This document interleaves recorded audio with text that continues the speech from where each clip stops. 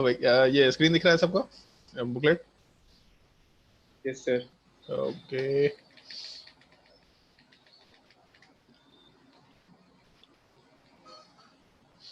वैसे last class में शायद काफी कुछ होमवर्क दिया था ना तुम लोगों को? ये बोलो भाई। सर एक्सरसाइज 2 का दिए थे 35। एक काम करें, पहले हम ग्राहम्स लॉ ऑफ डिफ्यूजन वाला पार्ट पढ़ ले हम लोग, क्योंकि जो तुम्हारा टेस्ट है उसमें ग्राहम्स लॉ ऑफ डिफ्यूजन तक का क्वेश्चन डाले हैं, तो उसको पहले पढ़ लेते हैं, फिर टाइम बचेगा तो उसमें डिस्कशन कर लेंगे, ज्यादा बेटर होगा। Yes sir. बोलो, कर ले? Yes sir. चलो ओके, पहले हम लोग पढ़ लेते हैं, फिर उसके बाद क्वेश्चन के डिस्कशन पे आते हैं, ठीक है? ज्यादा टॉपिक नहीं बाकी, बट फिर भी मतलब डिस्कशन में हमको मजा आने लग जाएगा तो पता चला डिस्कशन ही करते रह गए, तो इसीलिए लास्ट क्लास में ये 2-3 केसेस मेंशन कर दिया था मैंने लास्ट क्लास में। ओके। हाँ, उसमें पहला केस ये था कि हम लोग लिख दो रहे अलग, क्या आप? नहीं कुछ लिख नहीं रहे हैं, बस हम वो देख रहे थे, क्या बोलते हैं, बुकलेट देख रहे थे। हाँ, पहला केस ये हम लोग मेंशन करके चल रहे थे कि दो कंटेनर लेके चल रहे हैं, दोनों कंटेनर सेम कंडीशंस में, आइडेंटिकल कंडीशंस पे, और उस केस में बस अलग अलग गैसेस दे रखा है। तो उस केस में जो रेट ऑफ इफ्यूजन है वो हम लोग दो गैसेस के लिए जब कंपेयर करते हैं तो rate of effusion of one gas with respect to two root under molar mass of B by A के बराबर लिखे थे। और एग्जैक्टली सेम टाइप का कंसंट्रेशन तब भी आया था जब एक ही कंटेनर के अंदर हम लोग दोनों गैसेस को रख के चल रहे थे।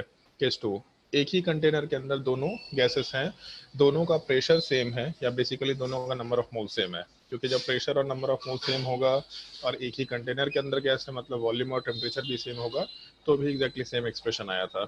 और तीसरा पार्ट ये था कि अगर हम लोग प्रेशर को चेंज कर दें या फिर हम लोग नंबर ऑफ मोल्स को चेंज कर दें, तब उस केस में रेट का जो एक्सप्रेशन उसमें थोड़ा सा वेरिएशन होता है, क्योंकि रेट का एक थोड़ा सा जनरलाइज एक्सप्रेशन है।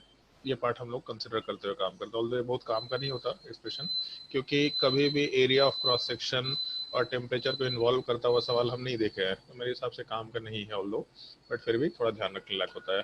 तो उस केस में R A upon R B is equal to P upon P B root under M B upon M A, या फिर जो प्रेशर का रेशियो है वही नंबर ऑफ मोल्स का रेशियो होगा, तो N A upon N B root under M B by M A आराम से लिख सकते हैं। M B by M A होना चाहिए था यहाँ पे, एम बी बाई एम ए, ठीक है, ये लिख सकते हैं। और रेट ऑफ इफ्यूजन का मतलब बताया था, number of moles of gases effused out per unit time, volume of gases effused out per unit time, और या फिर इसी चीज को pressure drop per unit time भी आराम से बोल सकते हैं हम लोग। एक दो क्वेश्चन सॉल्व किए थे हम लोगों ने, और बोला था लास्ट क्लास में कि हम लोग दो केसेस डिस्कस करेंगे, जिसमें से एक केस तो मेरे हिसाब से पता नहीं सिलेबस का पार्ट है कि भी नहीं, की है भी या नहीं है नहीं पता, बट बनाया जा सकता है उसको सिलेबस का पार्ट, बहुत मुश्किल चीज़ नहीं है। और दूसरा पार्ट आज तक कभी उस पर सवाल आया तो नहीं है, लेकिन काफ़ी प्रोमिनेंटली सवाल पूछने लायक केस हो सकता है, जिसमें बेसिकली हम लोग ऐसा कंसिडर कर रहे हैं, comparison of rate sir of page change effusion. नहीं करिएगा। इसको इसी टॉपिक में कंसिडर कर लेते हैं, पूरा का पूरा ग्राम्स लॉ ऑफ डिफ्यूजन एक ही जगह रख लेते हैं हम लोग, ठीक है? और यही पेज ठीक है हम सर। भेज देंगे। Rate of effusion of one gas with respect to, या फिर rate of diffusion of a mixture of gas with respect to another gas, with respect to another gas। एक बार स्टेटमेंट पढ़ो, इसका मतलब क्या है समझ में आ जाएगा तुम्हारे। हम लोग रेट ऑफ इफ्यूजन को कंपेयर तो कर रहे हैं, बट अभी तक जैसे गैस ए गैस बी लेके चल रहे थे, अभी एक मिक्सचर ऑफ गैस लेके चल रहे हैं, और दूसरे तरफ हम लोग एक गैस लेके चल रहे हैं। ये एक छोटा सा बाइफर्केशन यहाँ पे कर रहे हैं हम लोग, कि अभी तक हम लोग इंडिविजुअल गैसेस को कंपेयर कर रहे थे, अभी एक मिक्सचर ऑफ गैस को किसी इंडिविजुअल गैस के साथ कंपेयर करने की कोशिश कर रहे हैं।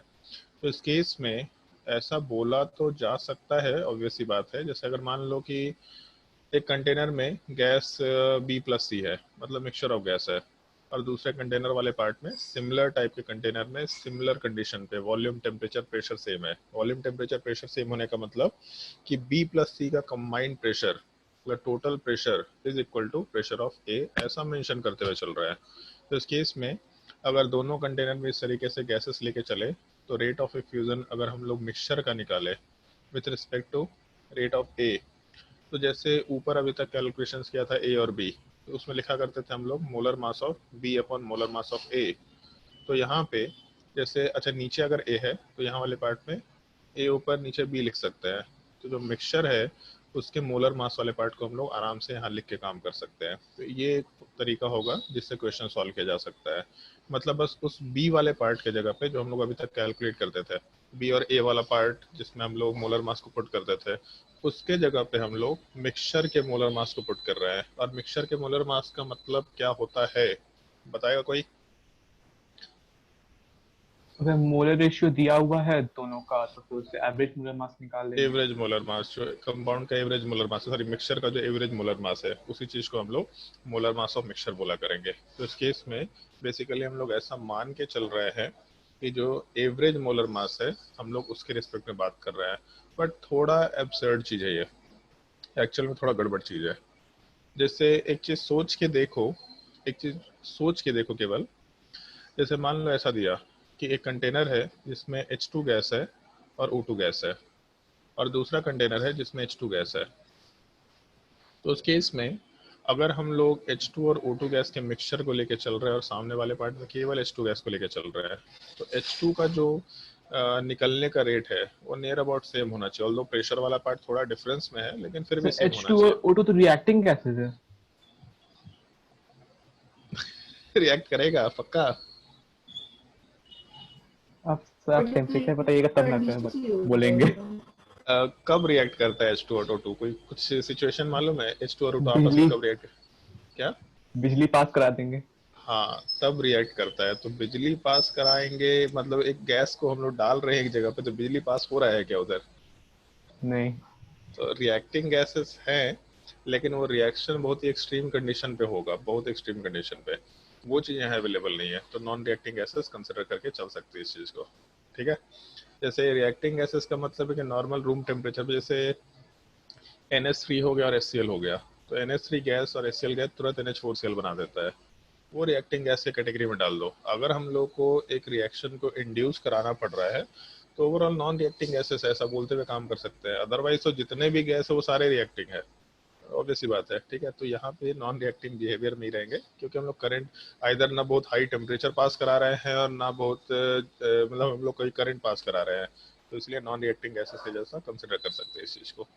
तो इस केस में जैसे H2 वाला जो पार्ट है, अगर केवल इस चीज़ को कंसिडर करें हम लोग, तो इसके कंसिडरेशन में ऑल्दो प्रेशर डिफरेंट होगा, लेकिन बहुत ज़्यादा वेरिएशन उससे आना नहीं चाहिए। तो मोलर मास तो सेम है, और यहाँ पे O2 है, तो अगर इसका एवरेज मोलर मास लेके चलेंगे तो एवरेज मोलर मास काफ़ी नीचे, मतलब H2 और O2 का एवरेज मोलर मास मान के चल सकते हैं कि बीच में निकल के आ जाएगा। तो ये जो एक कैलकुलेशन है ये थोड़ा एरर कैलकुलेशन है, मतलब थोड़ा गलत कैलकुलेशन है।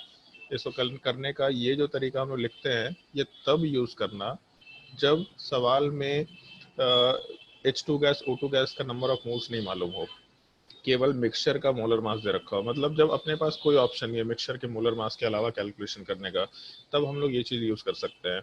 लेकिन अगर सवाल में मिक्सचर के मोलर मास को कैलकुलेट किए बिना नंबर ऑफ मोल्स का ऑप्शन अवेलेबल है, तो हम लोग ये तरीका यूज़ नहीं करेंगे।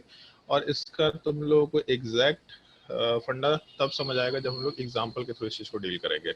एग्जाम्पल के थ्रू जब इस चीज़ को डील करेंगे तो उसमें तुमको दिखेगा क्या डिफरेंस हो सकता है। जैसे मान लो कि अगर बी और सी वाला पार्ट है और यहाँ पे ए वाला पार्ट, तो इस वाले केस में रेट ऑफ इफ्यूजन को आर मिक्सचर लिख रहे हैं, यहाँ वाले पार्ट में आर ए लिख रहे हैं। तो ऐसा कंसिडर कर सकते हैं हम लोग, मिक्सचर का जो रेट ऑफ इफ्यूजन है that must be equal to rate of effusion of gas B plus rate of effusion of gas C. क्योंकि गैस बी अपना इंडिपेंडेंटली बाहर निकल रहा है, गैस सी अपना इंडिपेंडेंटली बाहर निकल रहा है, तो दोनों के रेट को जब एडअप करेंगे तो मिक्सचर का रेट निकल के आएगा। ऐसा हम लोग आराम से पूछ सकते हैं। तो rate of mixture will be equal to rate of B plus rate of C, और ये वाला पार्ट तो जैसा है वैसे का वैसे ही है। तो इस केस में अगर हम लोग ये रेशियो निकाले R of mixture by R A, तो इस चीज़ को हम लोग rate with respect to B plus rate with respect to C के टर्म में मेंशन करने की कोशिश करें, तो अगर R B plus R C divided by R A होना चाहिए। ठीक है, और इसको थोड़ा स्प्लिट कर देते हैं, तो यहाँ से R B upon R A plus R C upon R A mention कर सकते हैं। ये लिखने का एक बेसिक तरीका हो सकता है अपने पास, R B upon R A plus R C upon R A. अब हम लोग करेंगे क्या, जैसे एक काम कर सकते हैं, ये बी वाले पार्ट का मान लेते हैं number of moves N B के बराबर है, सी वाले पार्ट का number of moves N C के बराबर है। ऑल्दो प्रेशर भी हो सकता था, उसमें कोई दिक्कत नहीं है। जैसे यहाँ पे प्रेशर वाला पार्ट पी बी के बराबर ले सकते हैं और यहाँ पे प्रेशर पी सी के बराबर ले सकते हैं। तो प्रेशर के टर्म में काम करो या नंबर ऑफ मूव्स के टर्म में काम करो, उससे कोई दिक्कत नहीं है। यहाँ का प्रेशर हम लोग पी लिख देते हैं केवल। तो although P B plus P C is equal to P होना चाहिए, क्योंकि हम लोग सिमिलर कंडीशंस लेके चल रहे हैं, बट अभी के लिए पी बी और पी सी लिख रखा है वहाँ पे। तो इस केस में ये जो पार्ट है R B with respect to R A, R C with respect to R A, इस चीज को अगर लिखे तो R B upon R A must be equal to number of moles of B divided by number of moles of A root under molar mass of A divided by molar mass of B. ऐसा लिखा जा सकता है। Similar type से R C upon R ए वाले part में number of moles of C by number of moles of A root under molar mass of C divide sorry root under molar mass of A divided by molar mass of C आराम से लिखा जा सकता है। तो जो अपना mixture का रेट ऑफ इफ्यूजन है विथ रिस्पेक्ट टू ए, ये पूरा का पूरा टर्म जनरली अगर हम लोग इस फॉर्मेट से कैलकुलेट करें तो ये ज़्यादा एक्यूरेट आंसर देगा, होना भी चाहिए, क्योंकि मिक्सचर में बी और सी कैसा अगर इंडिपेंडेंटली मूव कर रहा है तो ए के रिस्पेक्ट में बी का जो रेट है, ए के रिस्पेक्ट में सी का जो रेट है, उसको कैलकुलेट कर लिया, उसको सम कर लिया, तो मिक्सचर का कैलकुलेशन विथ रिस्पेक्ट टू ए निकल के आ जाएगा। तो ये जो मेथड है इस चीज़ का ज़्यादा प्रॉपरली ध्यान रखना है, इसको मेथड 2 कर देते हैं। और ये पार्ट ज़्यादा एक्यूरेट है, कैलकुलेशन अभी करेंगे तो समझ में आ जाएगा कि दोनों में डिफरेंस निकल के आएगा ही आएगा। तो यहाँ पे बस मेंशन कर देते हैं मेथड 1 वाला पार्ट लेस एक्यूरेट और मेथड 2 वाला पार्ट मोर एक्यूरेट। बाकी किया वही चीज़ें जो हम लोग पहले करते आ रहे हैं, बस थोड़े से वेरिएशन के साथ कर रहे हैं। तो इसे एक छोटे से क्वेश्चन को डील करके देख लेते हैं, तो ज़्यादा बेटर तरीके से तुम लोग को डिफरेंस मालूम पड़ेगा। जैसे मान लो H2 और O2 के ही टर्म में काम कर लेते हैं, क्योंकि वहाँ से रेशियो वाला पार्ट 2 और 32 16 रेशियो वाला पार्ट रूट अंडर के अंदर 4 के बराबर निकल के आएगा। तो जैसे क्वेश्चन ऐसा नोट कर लेते हैं, फाइंड द, क्वेश्चन नोट करते जाओ अपने कॉपी में, find the rate of effusion of mixture of H2 and O2 with respect to H2 gas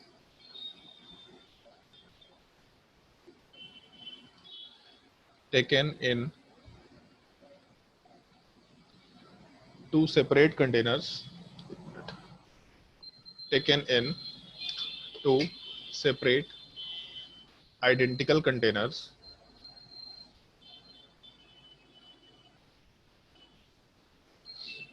under similar conditions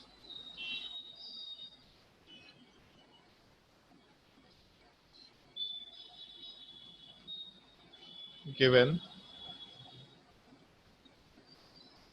H2 and O2 are equimolar. हम बस ऐसे ही एक वैल्यू दे रहे हैं, हो सकता है कि उससे less accurate more accurate same आ जाए, बट हमको नहीं लगता है कि ऐसा कुछ होना चाहिए। ट्राई करके देख लो इस सवाल को, अगर आएगा तो हम वैल्यू थोड़ा चेंज कर देंगे, इक्विमोलर की जगह पे 1:3 मोल कर देंगे। ठीक है, अभी इक्विमोलर में ट्राई करके देखो, ताकि कैलकुलेशन में डिफिकल्टी ना हो, कैलकुलेशन आसानी से हो जाए। और दोनों मेथड से ट्राई करके देखना है, मेथड 1 से भी ट्राई करके देखो, मेथड 2 से भी ट्राई करके देखो।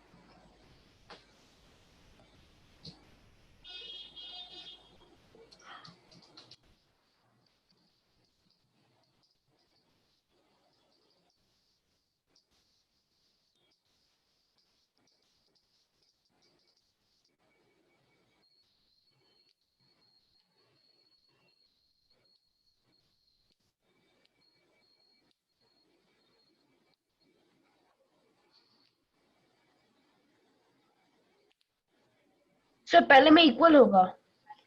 पहले में इक्वल आएगा, पहले में इक्वल आएगा, इक्वल तो नहीं आएगा भाई।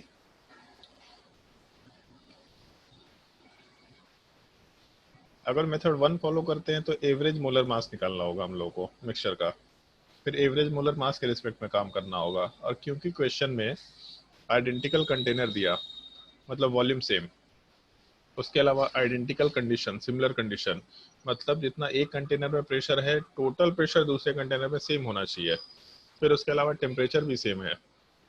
तो अगर प्रेशर पूरा का पूरा प्रेशर एक कंटेनर का दूसरे कंटेनर का सेम है, पूरा का पूरा टेम्परेचर और वॉल्यूम भी सेम है, तो नंबर ऑफ मोल्स भी सेम होगा। तो बस एवरेज मोलर मास वाले पार्ट में कितना एवरेज मोलर मास निकल के आएगा, तो इस केस में 2 प्लस 34/2 आ रहा है, मतलब बेसिकली 17 आ रहा है वैल्यू एवरेज मोलर मास वाला पार्ट। अगर हम लोग फर्स्ट वाले पार्ट को लेके चले तो जैसे O2 का मोलर मास 32 है, इसका मोलर मास 2 के बराबर है, तो 2 + 32/2 डायरेक्टली लिख सकते हैं। इक्विमोलर दिया तो 1 मोल ईच मान लो, तो N1 × M1 + N2 × M2 divided by N1 + N2 relate किया जा सकता है। तो यहाँ से rate of mixture divided by rate of H2 is equal to molar mass of H2 मतलब 2 डिवाइडेड बाई 17 के बराबर ले सकते हैं। हमको एग्जैक्ट आंसर नहीं चाहिए, इस फॉर्मेट में छोड़ देते हैं, ठीक है। √2/17 ये पहले पार्ट का आंसर होना चाहिए।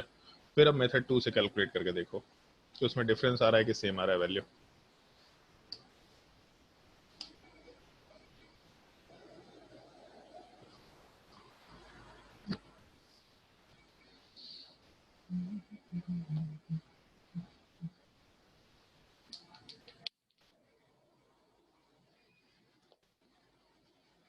आया किसी का आंसर? 5 आ रहा है क्या? कितना? 5? हमको नहीं मालूम आंसर, हम तो बस दे दिए क्वेश्चन, आंसर तुम ही लोग को बताना है।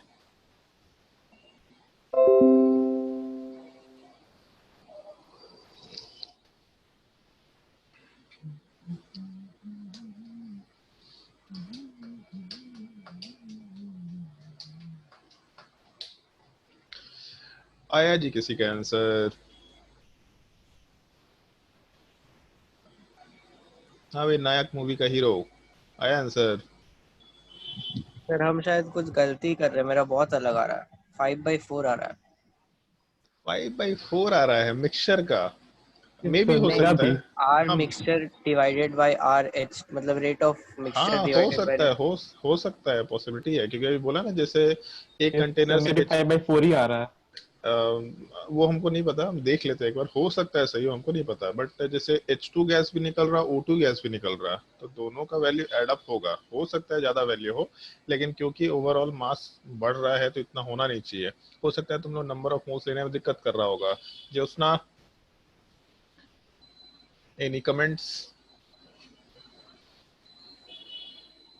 The process क्या?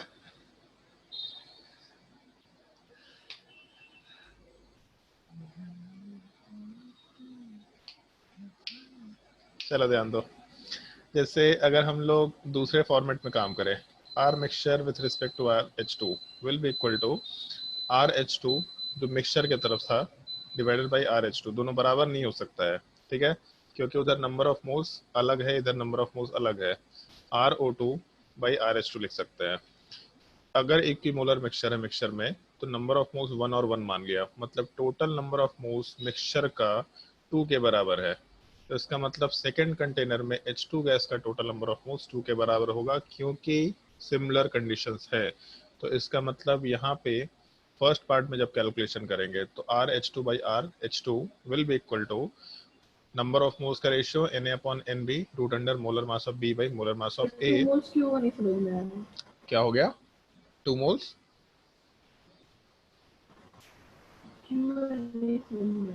जोर से बोला, आवाज नहीं आया जी, क्या बोल रहा है?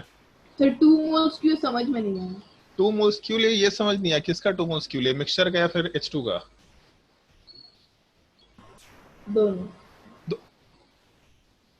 अबे चपंडुक आदमी, मोल कंसेप्ट ने बताया था कि जब भी इक्विमोलर मिक्सचर देगा तो इक्वल मोल्स में एक एक मोल मान लिया करना। तो मिक्सचर में इक्विमोलर रेशियो दे रखा है, H2 और O2 आर इक्विमोलर, एक मोल H2 का माने एक मोल O2 का माने, तो मिक्सचर 1 + 1 नहीं आता है तुमको।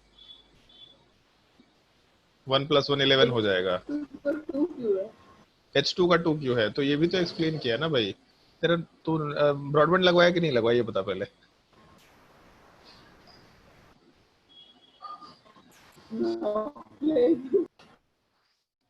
बहुत कंजूस आदमी है भाई तुम। आइडेंटिकल कंटेनर्स दिया है तो volume same, identical condition, similar condition मतलब प्रेशर टेम्परेचर सेम, तो volume same, pressure same, temperature same. तो एक कंटेनर में अगर 2 मोल्स है तो दूसरे कंटेनर में कितना मोल्स होगा? 2 ही मोल्स होगा। भले ही एक जगह मिक्सचर का मोल्स 2 है, दूसरी जगह सिंगल गैस का मोल्स 2 है, लेकिन नंबर ऑफ मोल्स बराबर होगा क्योंकि आइडेंटिकल कंडीशन दे रखा है। तो इस केस में अगर यहाँ से कैलकुलेशन करें तो 2/2 ये तो 1 के बराबर हो जाएगा, और उसके आगे H2 वाले सॉरी O2 वाले पार्ट में भी 1/2 रूट अंडर मोलर मास वाला पार्ट 2/32 लिख करके चलेंगे। तो यहाँ से हाफ प्लस 5/8 आएगा सर। 5/8 आएगा। अब 5/8 का कितना मतलब होता है? 0.5 + 1/32 ऐसा कुछ वैल्यू दिख रहा 1/2 है। प्लस 1/8 होगा। 1/8 होगा, सॉरी 1/8 होगा। तो उस केस में 5/8 के बराबर वैल्यू आएगा। तुम लोग का रूट अंडर 5/4 कहाँ से आ रहा था भाई? तो 5/4 बताया था, RH2 वो काट दिए थे। हाँ ठीक है। तो 5/8 वैल्यू आएगा जो कि 1 से थोड़ा छोटा निकल के आ रहा है। ठीक है, ये नॉर्मली हम लोग कंसिडर करते हुए काम कर सकते हैं। 5/8 मतलब रेट वाला पार्ट। सर दोनों मेथड से अप्रोक्सीमेटली वैल्यू सेम ही आ रहा है। हाँ तो अप्रोक्सीमेटली सेम आ रहा है, लेकिन एग्जैक्टली सेम नहीं आ रहा है ना। ऑब्वियस सी बात है, अप्रोक्सीमेटली सिमिलरिटी होगा लेकिन एक्यूरेटली नहीं आंसर आ रहा वो चीज। इसलिए इस चीज का थोड़ा ध्यान रखना है, थोड़ा वेरिएशन सर तो आएगा ही आएगा। ज्यादा एक्यूरेट ये वाला हुआ, सेकंड हाँ, वाला। ज्यादा एक्यूरेट हमेशा, जैसे अब 2 गैसेस निकल रहे तो दोनों गैसेस को अलग अलग तरीके से कंपेयर करके वो कर लिया, रेट वाले पार्ट में एडअप कर लिया। तो इसलिए ध्यान रखना, अगर कभी क्वेश्चन में इनके केस अगर कभी क्वेश्चन आज तक आया नहीं है, और हम भी इस तरह क्वेश्चन आज तक केवल एक ही बार देखे हैं नॉर्मली कहीं बुक्स वगैरह में, तो अगर इन केस क्वेश्चन आता है और सवाल में मिक्सचर के कंपोनेंट्स के नंबर ऑफ मोल्स दे रखे हैं, तब उस केस में उन नंबर ऑफ मोल्स को यूज करके दोनों गैसेस का अलग अलग रेट वाले पार्ट को रिलेट करना होगा। और अगर कुछ नहीं दे रखा, केवल मोलर मास का सॉरी मिक्सचर का मोलर मास दे रखा है, तब तो एक ही ऑप्शन अपने पास, mixture of molar mass with respect to H2 वाला part directly root under MH2/M mixture के हिसाब से कैलकुलेशन कर सकता है। तो ये एक चीज का थोड़ा ध्यान रखना, मेरे हिसाब से वो सिंपल सा कंसेप्ट है, आराम से ये चीज समझ में आ जाना चाहिए। ठीक है, तो in general Graham's law of diffusion या इफ्यूजन वाले पार्ट में, डिफ्यूजन तो खैर कहीं था भी नहीं, बट इफ्यूजन वाले पार्ट में नॉर्मली हम लोग इन सब कंसिडरेशंस को ही लेकर के चलते हैं डिस्कशन करने के टाइम पे। बट अभी तक जैसे लास्ट क्लास में एक छोटा सा हिंट दिया था तुम लोगों को, ये ऐसा हम लोग बोल रहे हैं कि प्रेशर वाला पार्ट, जैसे इनिशियली मान लो प्रेशर 2 atm है, तो गैस बाहर निकल गया तभी प्रेशर 2 atm है। ऑल दो हम लोग डेफिनेशन में बोल रहे हैं pressure drop per unit time, लेकिन फॉर्मूले में हम लोग मान के चल रहे हैं कि pressure is considered to be constant. तो ऐसा तो नहीं होना चाहिए, जैसे ही गैस निकलेगा मतलब कुछ अमाउंट ऑफ गैस घटा तो प्रेशर घटेगा ही घटेगा। मतलब डेफिनेटली यहाँ पे जो पूरा का पूरा टर्म है, ये पूरा का पूरा प्रेशर का टर्म एक वेरिएबल कंडीशन फॉलो कर रहा है, प्रेशर टाइम के साथ डिक्रीज कर रहा है, ऐसा हम लोग आराम से बोल सकते हैं। तो यहाँ पे एक छोटा सा पॉइंट जो नोट करने लायक होता है, जो हम लोग कंसिडर कर सकते हैं, ड्यू टू इफ्यूजन, ऐसा लिख सकते हैं बस, due to effusion the pressure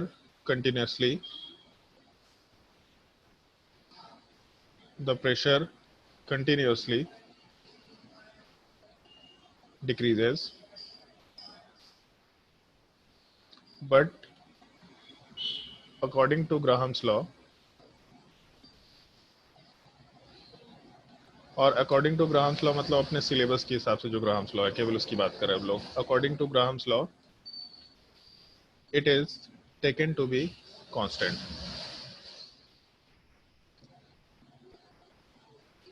throughout the process।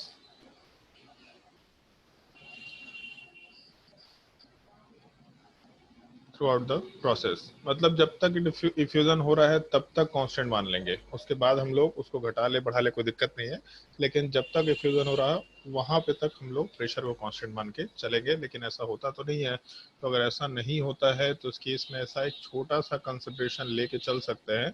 और ये तो बहुत ही मतलब इसका तो हम कभी आज तक क्वेश्चन देखे नहीं है, बट ठीक है, एक मतलब क्या बोल सकते हैं, जनरलाइजेशन में इस चीज़ को पुट कर सकते हैं कि फिजिक्स में तुम लोगों ने वर्क और एनर्जी पढ़ लिया है, तो इस तरह की चीज़ें अब तुम्हारे लिए बहुत ही कॉमन है। In case of variable pressure के टर्म में अगर बात करें, तो जैसे हम लोग लास्ट क्लास में एक एक्सप्रेशन लिखे थे, rate is directly proportional to pressure into molar into area of cross section of the orifice root under molar mass by T. ऐसा एक्सप्रेशन हम लोग लिख करके चल रहे थे। तो अगर मान लो जैसे फ्यूजन हुआ तो प्रेशर तो डिक्रीज करेगा, लेकिन एरिया ऑफ क्रॉस सेक्शन तो सेम रहना है, टेम्परेचर भी सेम रहना है। तो अगर मान लो इस पूरे पार्ट में केवल हम लोग वेरिएबल के टर्म में काम करें और उसमें भी प्रोपोर्शनैलिटी हटा देते हैं, केवल वेरिएबल के टर्म में काम करें, तो कोई कांस्टेंट के था उसमें ए को भी मल्टीप्लाई कर दिया, रूट अंडर टी वाले पार्ट के डिवीजन को भी इसी में पुटअप कर दिया। तो रेट ऑफ डिफ्यूजन वाले पार्ट को हम लोग is equal to some constant के into pressure of the gas, और उसमें भी partial pressure of the gas divided by root under molar mass of the gas के टर्म में लिख सकते हैं। तो अगर मान लो जैसे रेट ऑफ डिफ्यूजन डिफाइन करना है, तो रेट ऑफ डिफ्यूजन वाले पार्ट में हम लोगों ने लास्ट क्लास में एक छोटा सा फॉर्मूला लिखा था, pressure drop per unit time. ये चीज, pressure drop per unit time, कितना चेंज इन प्रेशर हो रहा पर यूनिट टाइम। तो जो चेंज इन प्रेशर है, अगर वो हम लोग वेरिएबल के टर्म में लेके चल रहे हैं, जैसे वेलोसिटी वगैरह सब में इस तरीके से काम करते हैं हम लोग कि शुरू के स्टेज में वेरिएशन अगर हो रहा है और तेजी के साथ कुछ एक कोई फंक्शन टाइप से वेरिएशन हो रहा है, तो उसको हम लोग वेरिएबल के टर्म में लिखने की कोशिश करते हैं। तो हर एक इंस्टेंट पे वेलोसिटी कैलकुलेट करने की कोशिश करते हैं। तो इस केस में जो हम लोग का चेंज इन प्रेशर है डेल्टा तो पी, मोलर मास क्यों नहीं कांस्टेंट होगा? मोलर मास, क्यों नहीं कांस्टेंट होगा? मोलर मास तो कांस्टेंट रहेगा, लेकिन जैसे हम लोग जब कंपैरिजन कर रहे हैं गैसेस का, तो हम लोग दो अलग अलग गैसेस को कंपेयर करने की कोशिश कर रहे हैं। उन दोनों गैसेस के कंपैरिजन में हम लोग मोलर मास को रिलेट करने की कोशिश कर रहे हैं। तो ये नहीं बोल रहे कि मोलर मास वेरिएबल होगा, लेकिन हम ये बोल रहे हैं कि दो अलग अलग कंटेनर जो हम लोग कंपेरिजन कर रहे थे ना, gas A with respect to gas B, अगर इस चीज को कंपेयर कर रहे हैं हम लोग, तो इन दोनों के कंपैरिजन में जो गैसेस उनका मोलर मास तो आपस में सेम नहीं रहने वाला है, तो इसीलिए वहाँ पे उस चीज को पुट अप कर सकते हैं।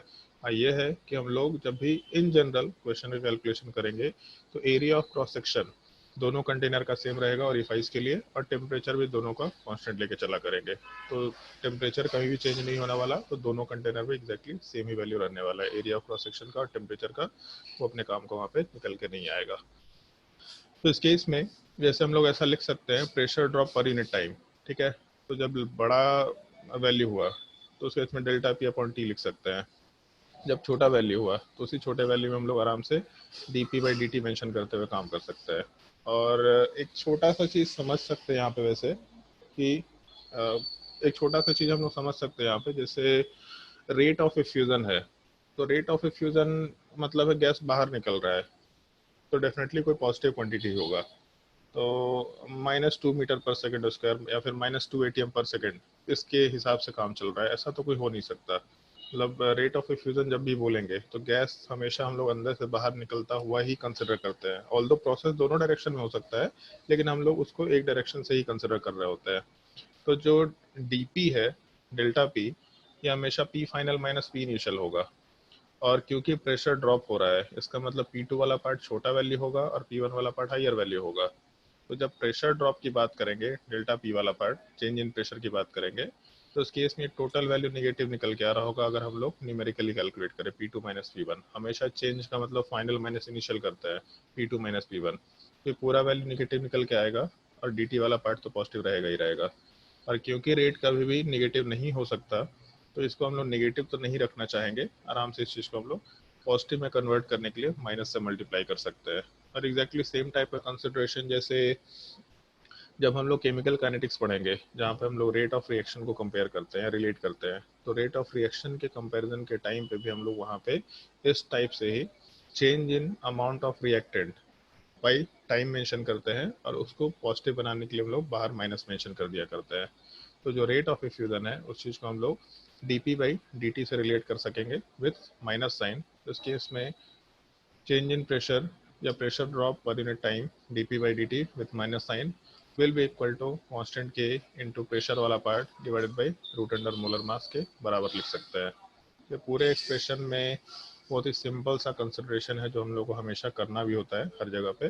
प्रेशर वाले पार्ट को उठा के नीचे ले आओ और dt को उठा के ऊपर ले जाओ, तो यहाँ से आएगा अपना एक्सप्रेशन माइनस साइन को भी उठा करके दूसरे साइड ले जाते हैं, क्योंकि एक्सप्रेशन में जो भी माइनस साइन आएगा वो एक्सपोनेंशियल फॉर्म में ही निकल के आता है normally. dp by p is equal to minus K into D T divided by root under molar mass वाला पार्ट कंसिडर कर सकते हैं। और इसको जब हम लोग इंटीग्रेट करेंगे तो बताओ पहले वाले केस में इंटीग्रेशन का वैल्यू क्या होगा और दूसरे वाले केस में इंटीग्रेशन का वैल्यू क्या होगा। ऑल्दो एक चीज़ है यहाँ पे, हम लोग जो इंटीग्रेशन कर रहे हैं उसमें वेरिएबल अलग अलग है, एक तरफ प्रेशर है और एक तरफ dt है, मतलब टाइम वाला पार्ट। तो इस केस में जो लिमिट लगाएंगे P1 से लेके P2 तक लगा देंगे।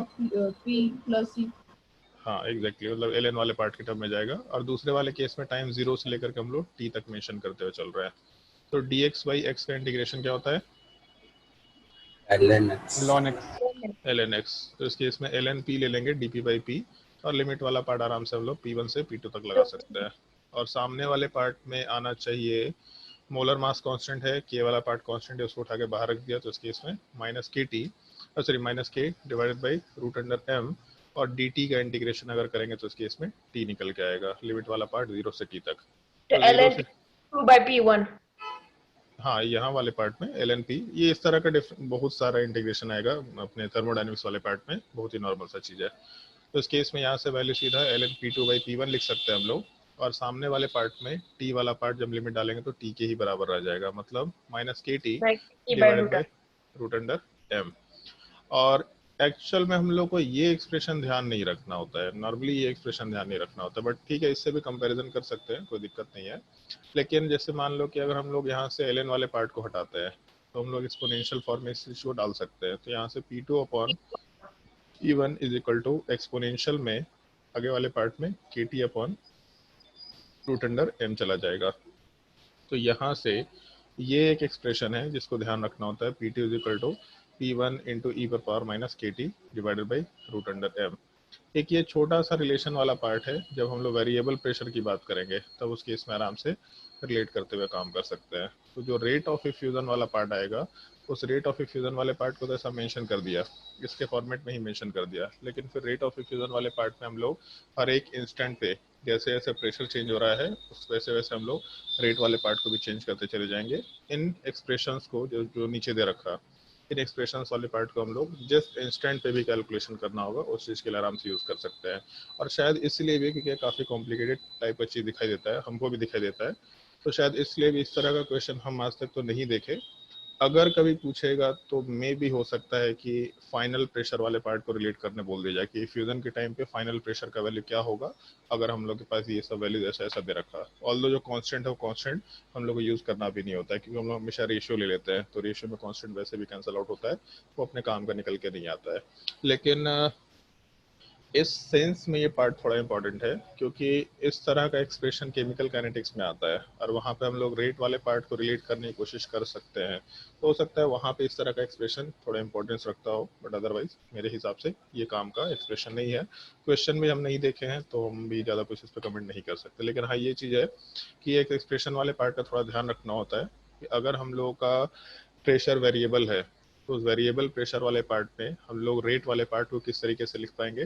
तो जब प्रेशर वाला पार्ट टाइम के साथ चेंज कर रहा है तो उस केस में एक प्रॉब्लम ये आएगा, जैसे मान लो एक गैस बाहर निकल रहा, तो प्रेशर वाला पार्ट तो नंबर ऑफ मोल्स के ऊपर डिपेंड कर रहा है। मान लो इनिशियली हम लोग O2 का और H2 का गैसेस ले और दोनों को 2 atm प्रेशर पे लिए, बट H2 का जो निकलने का रेट है वो ज़्यादा है एज कम्पेयर टू O2। तो जैसे ही दोनों के गैसेस निकलेंगे तो H2 ज़्यादा तेज़ी से निकलेगा, इसका मतलब H2 वाले पार्ट में प्रेशर ड्रॉप ज़्यादा तेज़ी से होगा, तो उसके रेट का वेरिएशन काफ़ी ज़्यादा तेज़ी से होगा। वो चीज़ हम लोगों को कंसिडर करना पड़ेगा। जैसे अगर मान लो ऐसा सवाल कल को पूछ दिया जाए कि रेट ऑफ इफ्यूजन है 5 सेकंड के बाद कंपेयर करो कि O2 का रेट ऑफ इफ्यूजन और H2 का रेट ऑफ इफ्यूजन 5 सेकंड के बाद क्या होगा, ये कंपेयर करो, तब उस कंपैरिजन के लिए हम लोग को ये इंस्टेंटेनियस रेट वाले पार्ट को कंसिडर करते हुए काम करना होगा। अदरवाइज मेरे हिसाब से इसका कोई ज़्यादा एप्लीकेशन हम लोग यूज़ नहीं कर सकते। बाकी सिंपल सा कंसिडरेशन है, मतलब जो वेरिएशन है वो एक्सप्रेशन बस ये लिखना आना चाहिए।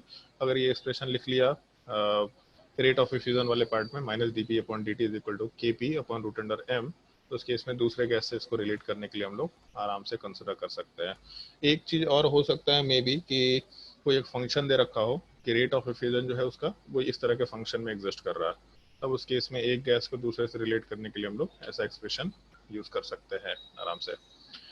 तो ये तुम्हारा पूरा का पूरा टॉपिक था rate of effusion and diffusion से रिलेटेड। और सबसे पहला जो पॉइंट था जो तुम लोग को बोला था, effusion and diffusion always takes place due to the difference in या due to the difference in partial pressure, या वहाँ पे due to the gradient of partial pressure word use करते हैं। gradient का मतलब एक जगह से जैसे दूसरे जगह जाएंगे तो वेरिएशन होगा, चाहे वो बढ़े या घटे, बट gradient का मतलब वेरिएशन या चेंज हो रहा होगा।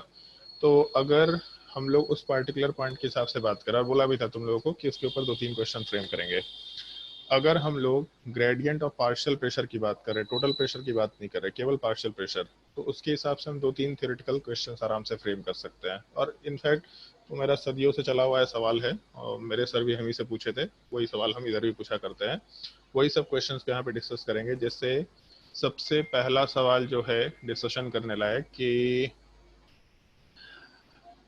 मान लो ऐसा एक सेटअप दिया है कि एक कंटेनर है, उस कंटेनर के अंदर एक बलून है, ठीक है, और बलून के अंदर O2 गैस है और कंटेनर के अंदर हीलियम गैस है, ऐसा मेंशन कर रखा है, ठीक है। और दोनों के दोनों जो गैसेस हैं वो एग्जैक्टली सेम प्रेशर पे है, मतलब यहाँ पे प्रेशर P है, अंदर वाले पार्ट में प्रेशर P है। क्वेश्चन इस टाइप से दे रखा है, एक कंटेनर कंटेनिंग हीलियम के अंदर एक बलून है कंटेनिंग ऑक्सीजन। ऐसा मेंशन किया, if the balloon is pricked, if the balloon is pricked with a needle, then पहला option, balloon will inflate। Inflate का मतलब हम completely इलास्टिक बलून लेके चल रहे हैं, completely इलास्टिक मतलब जितना फैलना है उतना फैल सकता है। पहला ऑप्शन इन्फ्लेट। इन्फ्लेट का मतलब क्या होता है? बढ़ जाना। बढ़ जाना, थोड़ा साइज इंक्रीज कर जाएगा, ठीक है। Balloon will inflate. दूसरा ऑप्शन, बलून विल श्रिंक। तीसरा option, balloon will first shrink and then expand,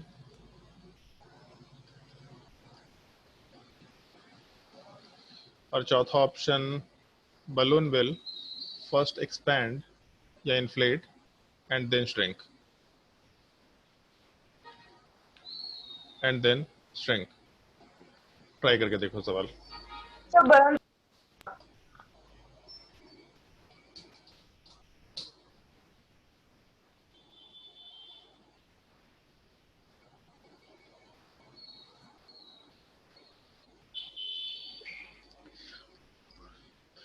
सोच समझ के जवाब देना।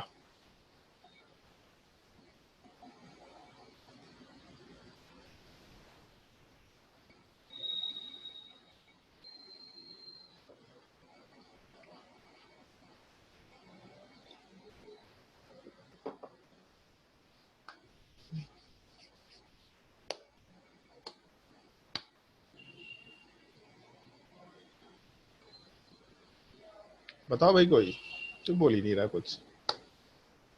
बलून नहीं फोड़ा है क्या कभी?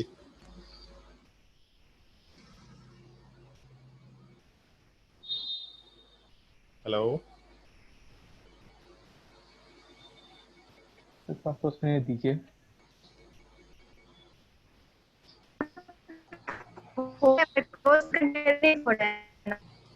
अच्छा बलून फोड़े लेकिन क्लोज कंटेनर में नहीं फोड़े, ये भी सही जवाब है।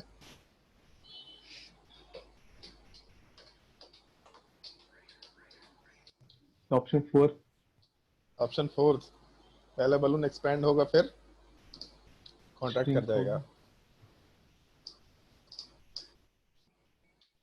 हम लोग दशहरा में काम किया करते थे, अपने हाथ में एक पिन रखा करते थे और चलते चलते जिसके हाथ से बलून ना, कुछ करना थोड़े ना होता है, हल्का सा टच कर दो उतना ही काफी होता है। बहुत काम किए है बचपन में। दोस्त लोग का 3-4 लोगों का ग्रुप होता था, मस्त से घूमते रहते थे, बस मौका मिला बलून फूटा। आदित्य आर्यन, बताओ भाई, तुम तो बहुत ही काम किया होगा।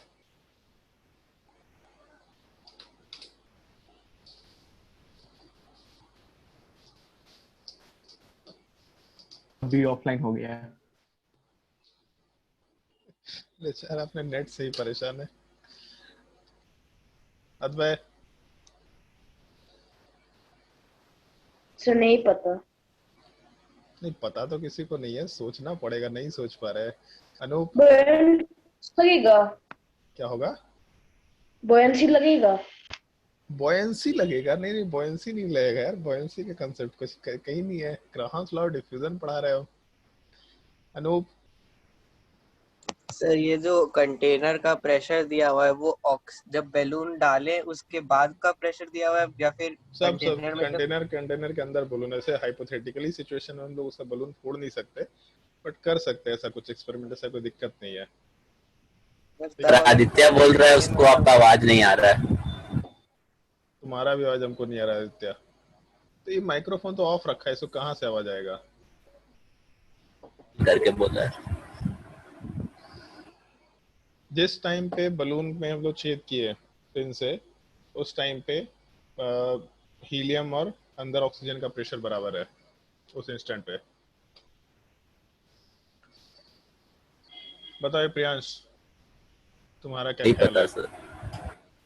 ज्योत्सना?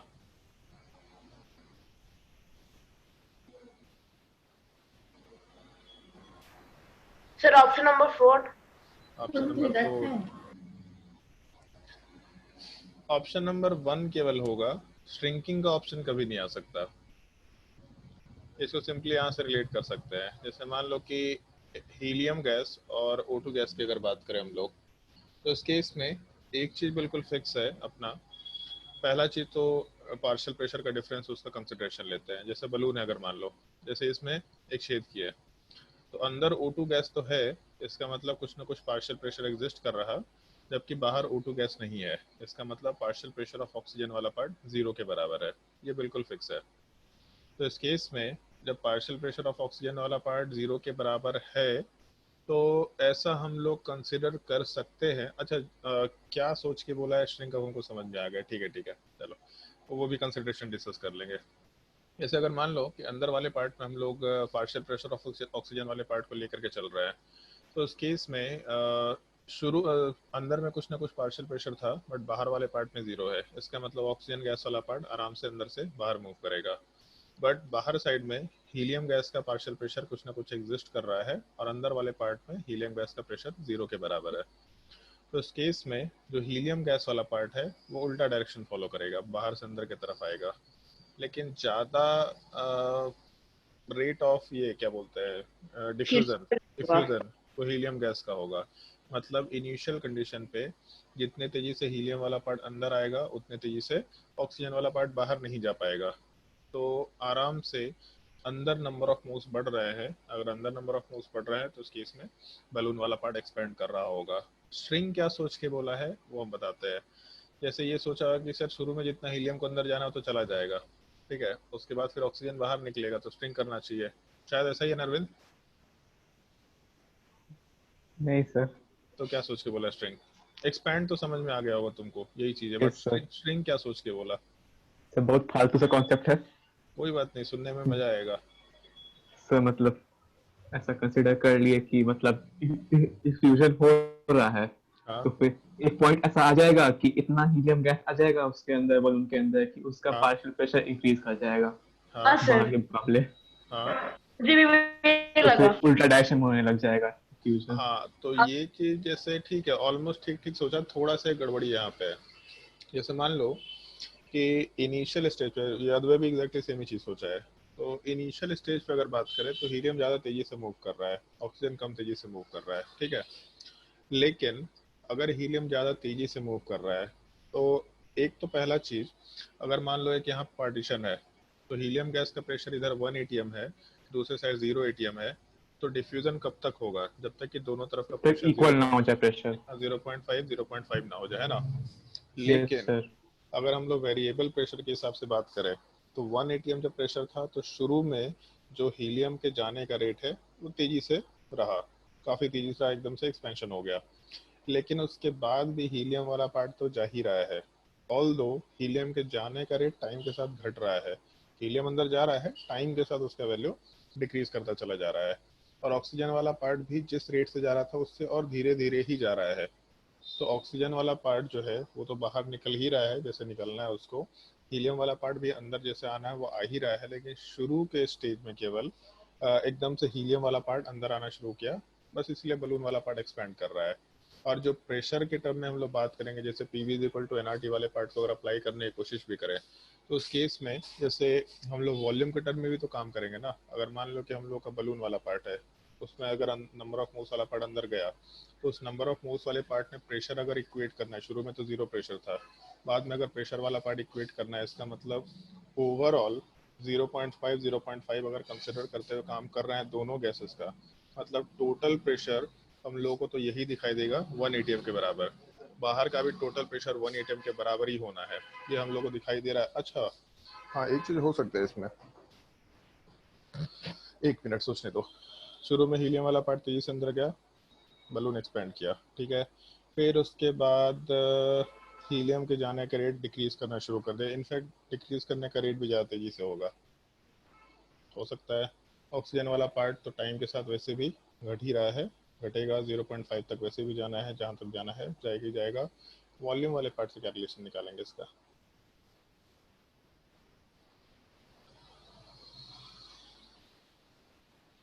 एक्सपैंड करेगा देन स्ट्रिंग, लास्ट ऑप्शन ही निकल के आएगा इसका, पहले एक्सपैंड करेगा देन स्ट्रिंग, मतलब जो ऑलमोस्ट जो सोचा वही एग्जैक्टली ठीक है, हम ही शायद गलत सोच लिया।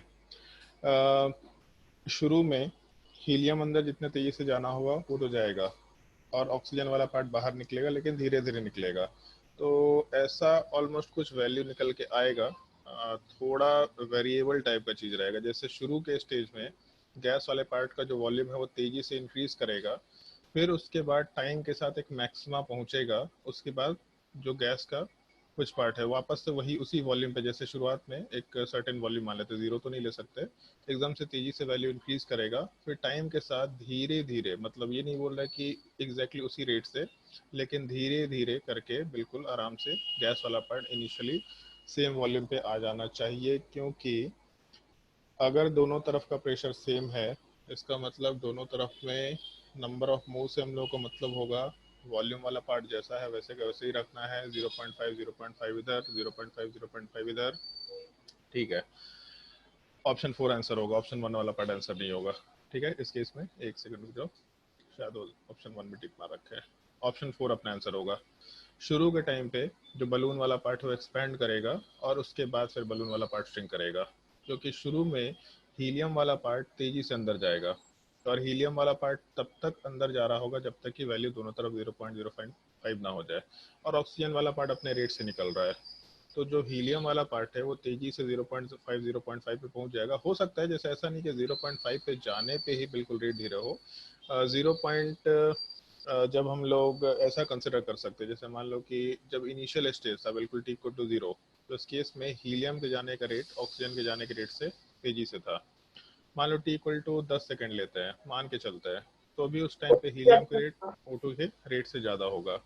लेकिन अगर हीलियम के मूवमेंट का रेट ज़्यादा है, इसका मतलब ये है कि बाहर से नंबर ऑफ मूव्स कम होते चले जा रहे होंगे। तो जब ऑक्सीजन का और हीलियम का शुरू में नंबर ऑफ मूव्स वाला part, number of moves of helium bye number of moves of oxygen, ये रेशियो वाला पार्ट अगर हम लोग कंसिडर करके चले, ऐसा rate of helium by rate of O2, तो इस केस में molar mass of O2 bye molar mass of helium, ये चीज़ तो हर जगह पे कांस्टेंट रहेगा, इसमें तो कोई वेरिएशन नहीं है। बट शुरू में नंबर ऑफ मूव्स बराबर था तो ये वैल्यू किसी काम का नहीं रहा, लेकिन टाइम के साथ नंबर ऑफ मूव्स वाला पार्ट डिक्रीज करता जा रहा है, और यहाँ भी वैल्यू डिक्रीज कर रहा है, लेकिन हीलियम वाला पार्ट ज़्यादा तेजी से डिक्रीज कर रहा है। तो हो सकता है एक सर्टेन वैल्यू पे जब हीलियम का नंबर ऑफ मूव्स बहुत ही कम हो गया, तो उस केस में इस रेशियो का हम लोग काउंटर पार्ट दूसरी जगह पे ले ले, मतलब ये जो molar mass of O2 by helium है कितना निकल के आएगा, √32/4, 32/4 का मतलब हो गया √8 के बराबर। तो अगर यहाँ का ratio number of moles of helium number of moles of O2 वाला पार्ट √8 के बराबर आ गया, तब उस केस में हीलियम का रेट ऑक्सीजन वाले पार्ट के रेट के बराबर हो जाएगा, क्योंकि पूरा रेशियो 1 के बराबर होगा।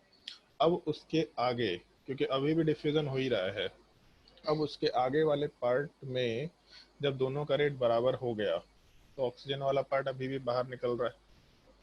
नहीं यार, ऑप्शन 1 ही आंसर होगा।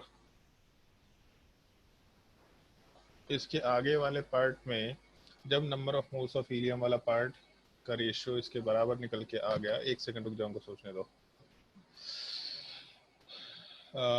ये पार्ट इसके बराबर आ गया, मतलब दोनों का रेट बराबर हो गया। अब जितने तेजी से हीलियम जा रहा है उतनी तेजी से ऑक्सीजन जा रहा है। फिर एक सर्टेन टाइम के बाद हीलियम वाला पार्ट क्योंकि ऑलरेडी आगे था, जैसे वो 0.5 पे पहुंच जाएगा अंदर बाहर, तो डिफ्यूजन वाला पार्ट बिल्कुल रुक जाएगा।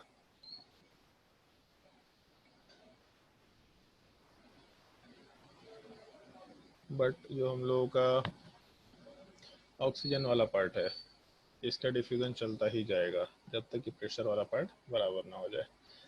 ठीक है, हमको लगा था कि बहुत आसान सवाल है, लेकिन एक्चुअल में बहुत ज़्यादा कॉम्प्लिकेटेड सवाल है। चलो हम इसको स्टेज बाय स्टेज फिर से एक्सप्लेन कर रहे हैं। आंसर 4 ही होगा। शुरू में जब हम लोग का number of moles of helium और ऑक्सीजन बराबर था, तो रेट वाले पार्ट में हीलियम का रेट √8 टाइम ज़्यादा था। ठीक है, अगर रेट ज़्यादा था मतलब हीलियम का नंबर ऑफ मोल्स वाला पार्ट टाइम के साथ डिक्रीज करेगा, और क्योंकि ऑक्सीजन भी बाहर निकल रहा है तो ऑक्सीजन का नंबर ऑफ मोल्स भी डिक्रीज करेगा। ठीक है, लेकिन हीलियम ज़्यादा तेज़ी से डिक्रीज कर रहा है, मतलब ये जो पूरा का पूरा रेशियो वाला पार्ट है ये टाइम के साथ धीरे धीरे घटेगा। जैसे इसको ऐसा समझ सकता है, 10 मोल है, नीचे भी 10 मोल है, फिर उसके बाद यहाँ पे 8 मोल हो गया, नीचे 9 मोल हो गया, फिर उसके बाद यहाँ पे 6 मोल हो गया, नीचे वाले पार्ट में 8 मोल हो गया। तो उस केस में जो अपना रेशियो है वो टाइम के साथ डिक्रीज करता जा रहा है। जिस टाइम पे ये रेशियो 1/√8 के बराबर पहुंचेगा, उस टाइम पे दोनों का रेट बराबर हो जाएगा। मतलब जितने तेजी से हीलियम गैस अंदर आएगा उतनी तेजी से ऑक्सीजन गैस बाहर जाएगा। तो चलो ठीक है, मान लिया कि दोनों अंदर बाहर जाने का रेट सेम है, लेकिन जब रेट सेम होगा तो जितना नंबर ऑफ मोल्स वाला पार्ट अंदर है उतना ही नंबर ऑफ मोल्स बाहर जा रहा है, मतलब ओवरऑल वॉल्यूम में डिफरेंस नहीं आने वाला है। लेकिन उसके बाद एक और कंसिडरेशन जो हम आज तक कभी दिमाग नहीं लगाए थे, एक और कंसिडरेशन बचा रह गया। क्योंकि शुरुआत में हीलियम ज़्यादा तेज़ी से अंदर चला गया था, तो इसका मतलब है कि जो बाहर का हम लोग का 1 एटीएम प्रेशर था, उससे हम लोगों का 0.5 एटीएम होने में ज़्यादा टाइम नहीं लगेगा, क्योंकि शुरू में हीलियम के अंदर जाने का रेट, बलून के अंदर जाने का रेट ज़्यादा था। तो इस वजह से 1 एटीएम से 0.5 ये कम टाइम में जाएगा।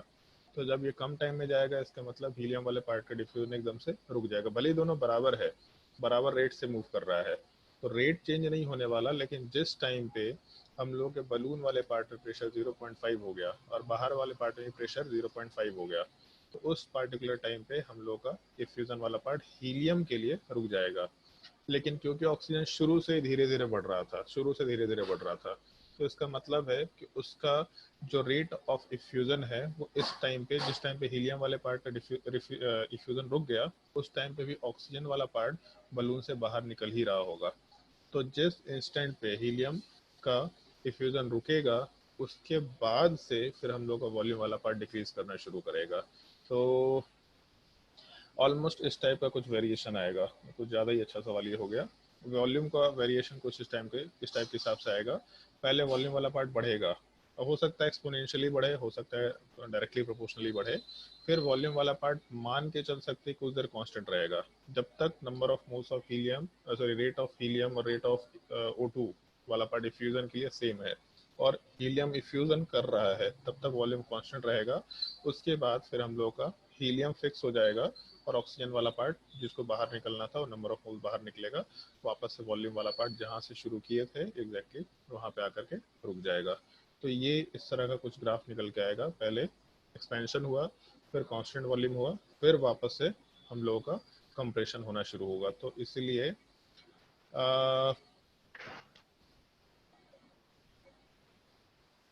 इसमें एक काम करते हैं, ऑप्शन 4 में हम एक छोटा सा पार्ट ऐड कर देते हैं, then remains constant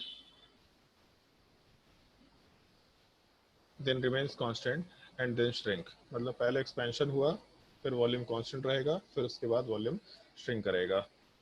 अगर किसी को डाउट होगा इस क्वेश्चन में तो पूछ सकता है।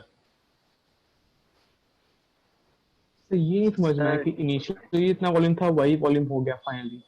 हाँ, वो तो नंबर ऑफ मोल्स की वजह से। जैसे मान लो कि अगर हम लोग को दोनों तरफ का प्रेशर को इक्वेट करना है, तो जितना नंबर ऑफ मोल्स अंदर से बाहर गया उतना ही बाहर से अंदर आ रहा होगा, तभी तो।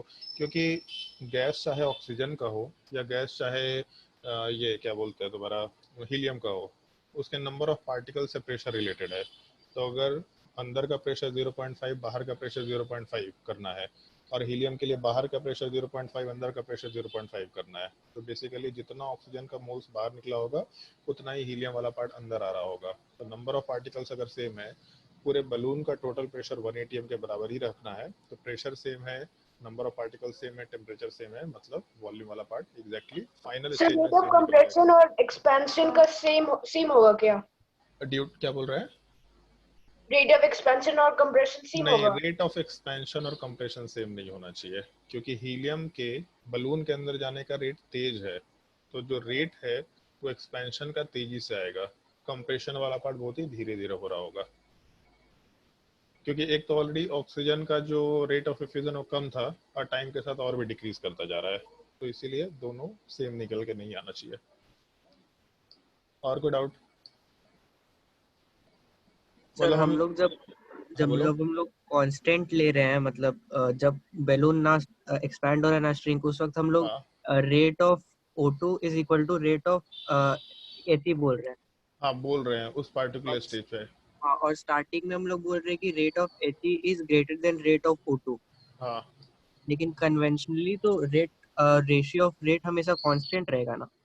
कन्वेंशनली कांस्टेंट तो रहेगा, लेकिन जैसे एक्चुअल सिचुएशन की अगर बात करें तो एक्चुअल सिचुएशन तो नहीं होगा। हम भी अभी तक हम जो जवाब देते आते थे वो कन्वेंशनली हम कांस्टेंट ही लेकर के जवाब देते आते थे कि O2 और H2 सॉरी O2 के रिस्पेक्ट में हीलियम का रेट ऑफ इफ्यूजन तेजी से है, लेकिन ये तो मतलब इनिशियल स्टेज के लिए है ना, केवल टाइम के साथ तो नहीं होगा। तो इसीलिए हम भी उसी के हिसाब से केवल एक्सपेंशन बोला करते हैं, एक्सपैंड करेगा, हीलियम अंदर चला जाएगा, एक्सपैंड करेगा, लेकिन ऐसा होता तो नहीं है ना, क्योंकि हम लोग तो वेरिएबल लेकिन सर प्रेशर की बात कर रहे हैं। कन्वेंशनली भी लेंगे तो भी वही आएगा ना, पहले एक्सपैंड करेगा फिर श्रिंक करेगा, बस बीच में वो कांस्टेंट नहीं रहेगा। बीच में कांस्टेंट नहीं रहेगा क्या? क्योंकि अगर रेट ऑफ एच ई ज्यादा है तो और हमेशा कांस्टेंट रहेगा तो एच ई जल्दी मूव कर जाएगा और मूव करना बंद कर जाएगा, और उसके बाद भी O2 बाहर मूव करते रहेगा तो नहीं नहीं श्रिंक करेगा। नहीं, एच ही मूव करना बंद नहीं करेगा। ऐसा नहीं हो रहा कि एच ही मूव करना बंद कर जाए, वो वहाँ पे एक सर्टेन टाइम पे दोनों बराबर, जैसे उसको ऐसा समझो अ,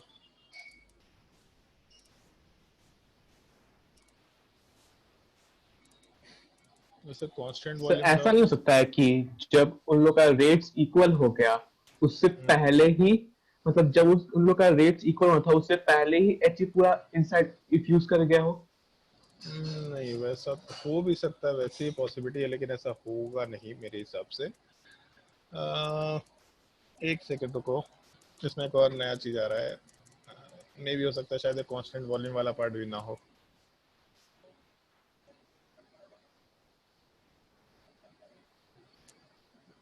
एक मिनट रुको।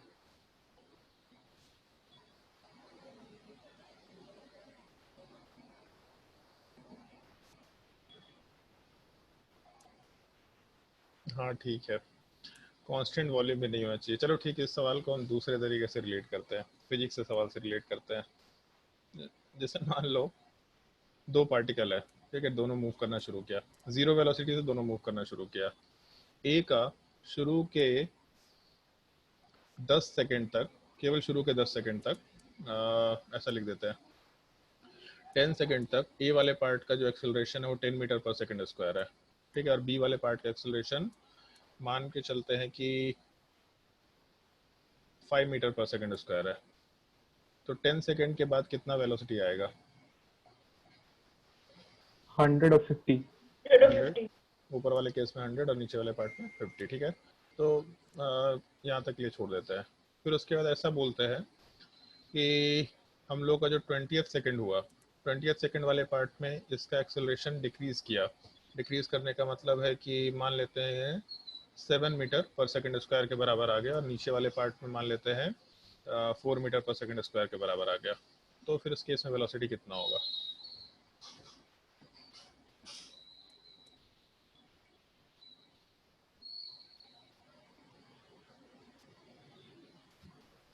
वन 170 और 90।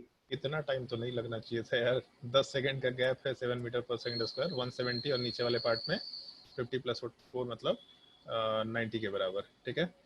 उसके बाद फिर से और 10 सेकंड लेके चलते हैं। मान लो 30th सेकंड में गए और एक्सेलरेशन वाला पार्ट यहाँ पे कर देते हैं 4 मीटर पर सेकंड स्क्वायर, नीचे वाले पार्ट में 3 मीटर पर सेकंड स्क्वायर। अब उसके आगे का वेलोसिटी कितना होगा? 10 सेकंड का गैप है, 4 मीटर पर सेकंड स्क्वायर के बराबर वैल्यू, तो इसका मतलब 40 स्पीड गेन करेगा, तो 170 से हम लोग 210 पे जा सकते हैं। नीचे वाले पार्ट को अगर कंसिडर करें तो उस केस में 120 पे जा सकते हैं। फिर और 10 सेकंड को लेकर के चलते हैं और यहाँ पे हम लोग एक्सेलरेशन ले लिए 1 मीटर पर सेकंड स्क्वायर के बराबर, नीचे वाले पार्ट में 2 मीटर पर सेकंड स्क्वायर के बराबर। वैल्यू कितना आएगा? 220, नीचे वाले पार्ट में 20 और 140। 140। अब हम वैल्यू को कंसिडर कर ही रहे हैं, ठीक है। जैसे यहाँ 220 तो है, यहाँ 140 भी है, बट ऐसा मान के चलो जैसे, ठीक है, बहुत लार्ज गैप वाला पार्ट लेके चल रहे थे 10 और उसमें डबल ले लिए थे, बट अगर मान लो जैसे हम लोग 50th सेकंड में गए और यहाँ का एक्सेलरेशन वाला पार्ट 0.1 मीटर पर सेकंड स्क्वायर के बराबर रख दिया और नीचे वाले पार्ट का एक्सेलरेशन हम लोग 1 मीटर पर सेकंड स्क्वायर के बराबर रखते हैं, तो इस केस में 0.1 के हिसाब से हम लोगों का वेलोसिटी केवल 1 मीटर पर सेकंड के हिसाब से चेंज होगा, जबकि नीचे वाले पार्ट में अभी भी 10 मीटर पर सेकंड के हिसाब से चेंज हो रहा है वैल्यू। तो शुरू में जो हम लोगों के ए वाले पार्ट का जो वेलोसिटी बढ़ने का रेट है वो एकदम से बिल्कुल 100 पे गया, मतलब शुरू में 50 पे गया, 100 पे गया, तो इसका मतलब है कि ए वाले पार्ट का शुरू में जो वेलोसिटी बढ़ने का रेट है वो तेज है एज कम्पेयर टू बी।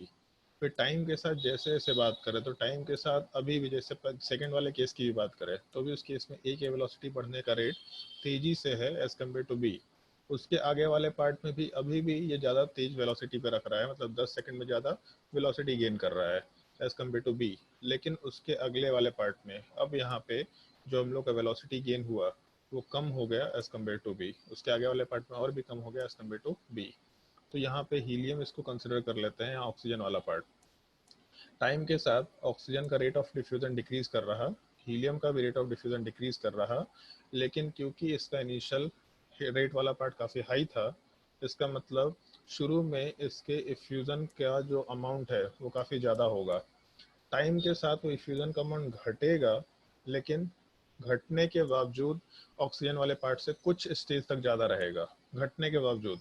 मतलब ऐसा समझ लो कि शुरू में वेलोसिटी वाला पार्ट बढ़ रहा है, ऑल्दो कॉन्स्टेंटली नहीं बढ़ेगा, लेकिन शुरू में जो बढ़ने का रेट हो इस टाइप का रहेगा। ग्राफ कुछ ऐसा निकल के आना चाहिए, मतलब ऐसा कंसिडर कर सकते हैं। वेलोसिटी शुरुआत में बढ़ रहा है, बाद में भी बढ़ रहा है, लेकिन उसका स्लोप वाला पार्ट थोड़ा घटना शुरू हो जा रहा है। मतलब दो तरह का ग्राफ ले सकते थे हम लोग, एक ऐसा कि टाइम के साथ वेलोसिटी वो तेजी से बढ़ रहा है या फिर अमाउंट ऑफ गैस तेजी से बढ़ रहा है, लेकिन यहाँ पे अमाउंट ऑफ जो गैस है वो शुरू में तेजी था, अभी भी बढ़ रहा है लेकिन थोड़े धीरे रेट से बढ़ना शुरू कर गया। फिर उसके बाद एक सर्टेन टाइम के बाद वैल्यू जो है बढ़ने का बिल्कुल रुक जाएगा, उसके बाद कोई वेरिएशन नहीं है। क्योंकि हो सकता है कि जैसे जो वेलोसिटी बढ़ने का रेट ऊपर था वही वेलोसिटी बढ़ने का रेट नीचे आ जाए, उसके बाद यहाँ पे वेलोसिटी बढ़ने का रेट डिक्रीज कर गया है और नीचे वाले पार्ट में वैल्यू ज़्यादा निकल के आ गया, और दोनों में एक्सेलरेशन डिक्रीजिंग है, मतलब दोनों में हीलियम और ऑक्सीजन गैस में रेट ऑफ डिफ्यूजन डिक्रीजिंग है। लेकिन क्योंकि इनिशियली हीलियम ज़्यादा रेट से मूव करता है तो इसीलिए इनिशियली उसका जो अमाउंट ऑफ डिफ्यूजन है वो ज़्यादा तेज़ी से हुआ, जो टाइम के साथ धीरे धीरे डिक्रीज करता चला जा रहा है। हाँ, एक पॉसिबिलिटी हो सकता है कि ऐसा हो सकता है, फिर वो मतलब उसमें बहुत तरह के सिनेरियो निकल के आ जाएंगे, तो सवाल बहुत घटिया टाइप का हो जाएगा। हो सकता है ऐसा, जैसा अनूप बोला कि सर ऐसा भी तो हो सकता है कि ऑक्सीजन का जब रेट हीलियम के बराबर हो रहा होगा उससे पहले ही हीलियम का प्रेशर अंदर और बाहर सेम हो जाए, तो दोनों बराबर आए ही ना कभी, ये भी हो सकता है, एक पॉसिबिलिटी है। तो उस केस में फिर ऐसा कंसिडरेशन लेके चल सकते हैं कि वॉल्यूम वाला पार्ट एकदम आराम से बढ़ रहा था पहले, मतलब इस रेट से इंक्रीज कर रहा था वॉल्यूम, और उसके बाद फिर डिक्रीज करना शुरू कर दिया, बीच में कोई कांस्टेंट वॉल्यूम निकल के नहीं आया। हो सकता है दूसरा पॉसिबिलिटी कि जो ऑक्सीजन का रेट है वो हीलियम के बराबर हो जाए, तो अगर हीलियम के बराबर होगा तो उस केस में वहाँ पे वॉल्यूम चेंज होना बंद हो जाएगा, फिर उसके बाद हीलियम का रेट घट जाएगा, ऑक्सीजन वाले पार्ट का रेट ज़्यादा रहेगा तो वॉल्यूम डिक्रीज करना शुरू करेगा। लेकिन चलो ठीक है, ये स्टेटमेंट थोड़ा फिर से मॉडिफाई ही कर रहे हैं, अभी भी यहाँ पे वही चीज़ है। एंड देन स्ट्रेंथ यहाँ पे रिमेन्स कांस्टेंट नहीं होगा, अगर मान लो सेकंड सिनेरियो लेके चलते हैं, जैसे फर्स्ट सिनेरियो ये डिस्कस कर लिया कि शुरू में ऑक्सीजन वाला पार्ट, हीलियम वाला पार्ट का जो रेट है वो घट रहा है, और हीलियम वाला पार्ट मतलब हीलियम के इफ्यूजन का रेट जो है वो ऑक्सीजन के रेट के बराबर होने से पहले हीलियम का इफ्यूजन रुक गया, एक ये सिनेरियो। तो जैसे हीलियम का इफ्यूजन रुका, फिर वॉल्यूम वाला पार्ट डिक्रीज करना शुरू कर जाएगा। तो उस केस में वॉल्यूम पहले इंक्रीज किया फिर डिक्रीज किया, ऑल्दो स्ट्रेटली इंक्रीज नहीं करेगा, ऐसा ही कुछ इंक्रीज करेगा फिर डिक्रीज करना शुरू कर देगा, और थोड़े धीरे रेट से डिक्रीज करेगा, मतलब पहले ऐसा ग्राफ था फिर ऐसा कुछ ग्राफ आएगा, पहला सिनेरियो। दूसरा सिनेरियो कि रेट ऑफ जो हीलियम वाला पार्ट है वो रेट ऑफ हीलियम वाला पार्ट ऑक्सीजन के रेट के बराबर हो जाए, लेकिन अगर भी है बराबर तो एक पार्टिकुलर इंस्टेंट पे बराबर होगा, केवल एक पार्टिकुलर इंस्टेंट पे। जो हम यहाँ पे ग्राफ में ऐसा वॉल्यूम कांस्टेंट किए या हम एक अच्छे से टाइम स्पेन कर दिए, ऐसा नहीं हो पाएगा। एक पार्टिकुलर इंस्टेंट पे केवल दोनों का रेट ऑफ इफ्यूजन वाला पार्ट बराबर होगा। उस टाइम पे वॉल्यूम वाले पार्ट का चेंज थोड़ी देर के लिए रुकेगा, तो वैसे भी रुकता है वो, तो कहीं पे भी रुकेगा ही रुकेगा। जिस टाइम पे हीलियम अंदर आना बाहर जाना बंद कर दिया, उस टाइम पे भी एकदम से रेट थोड़ी देर के लिए रुकेगा, रुकेगा भी नहीं, एकदम से डिक्रीज करना शुरू करेगा। तो यहाँ पे जिस टाइम पे हीलियम का रेट वाला पार्ट ऑक्सीजन के रेट ऑफ इफ्यूजन के बराबर होगा, उस पार्टिकुलर टाइम के बाद हीलियम उसको बढ़ाने की कोशिश भी करेगा, तो भी ऑक्सीजन वाला पार्ट उसको ज़्यादा तेजी से घटा रहा होगा। तो एक चीज़ है, एक छोटा सा डिफरेंस दोनों केसेस में बस ये आएगा कि शुरू में जैसे वॉल्यूम वाला पार्ट जो बढ़ने का था वो तो जैसा था वैसे ही रह गया, लेकिन अगर मान लो कि हीलियम खत्म हो गया, सिनेरियो 1 लेके चल रहा है, हीलियम वाला पार्ट खत्म हो जाएगा रेट ऑफ इफ्यूजन से पहले, रेट ऑफ इफ्यूजन के बराबर होने से पहले। तो इस केस में शुरू में वॉल्यूम इंक्रीज किया, बाद में वॉल्यूम डिक्रीज किया, ऐसा बोल दिया। दूसरे वाले केस में हीलियम वाला पार्ट खत्म नहीं हुआ है, रेट बराबर हुआ, उसके बाद फिर आगे की बात कर रहे हैं। तो शुरू में वॉल्यूम वाला पार्ट बढ़ा, उसके बाद वॉल्यूम वाला पार्ट घटना तो शुरू होगा, लेकिन जो घटने का रेट है वो रेट वाला पार्ट थोड़ा धीरे होगा एज कम्पेयर टू सेकेंड वाला पार्ट, क्योंकि ऑल्दो ऑक्सीजन वाला पार्ट जो है वो कम होना शुरू हुआ है, मतलब ऑल्दो ऑक्सीजन वाला पार्ट जो है वो घटना शुरू हुआ है, लेकिन क्योंकि नंबर ऑफ मोल्स अंदर से बाहर निकल रहे हैं तो हीलियम वाला पार्ट वापस से अंदर भी आ जा रहा है। तो सेकेंड वाले सिनेरियो में अगर हीलियम एग्जिस्ट करेगा तो जो रेट ऑफ श्रिंकिंग है वो थोड़ा डिक्रीज करेगा। उसमें भी एक पॉसिबिलिटी हो सकता है कि शुरू में तो जो हीलियम वाला पार्ट है उसका रेट 0.5 नहीं हो पाया तो रेट रहेगा, लेकिन हो सकता है कि ऐसा कुछ सिनेरियो यहाँ से वैल्यू वाला पार्ट डिक्रीज करना शुरू किया, फिर उसके बाद जैसे ही हीलियम वाला पार्ट खत्म हो गया, एक सर्टेन इंस्टेंट पे हीलियम का इफ्यूजन खत्म हो गया, उस पार्टिकुलर इंस्टेंट पे स्लोप वाला पार्ट थोड़ा अपना रेट वाले पार्ट को टर्न करेगा या फिर रेट वाले पार्ट को चेंज करेगा, और थोड़े दूसरे रेट से फिर वॉल्यूम वाले पार्ट को इक्वेट करने की कोशिश करेगा।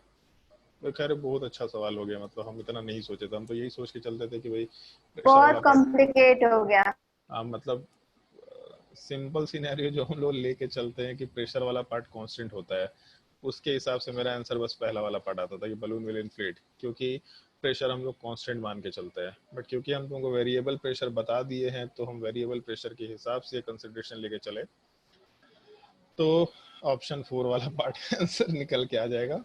मेरे हिसाब से एक आइडिया लगा होगा तुम लोग कि हम लोग क्या डिस्कशन किया है। अभी भी किसी को डाउट है तो पूछ सकता है, बोलो भाई, कोई डाउट है किसी को?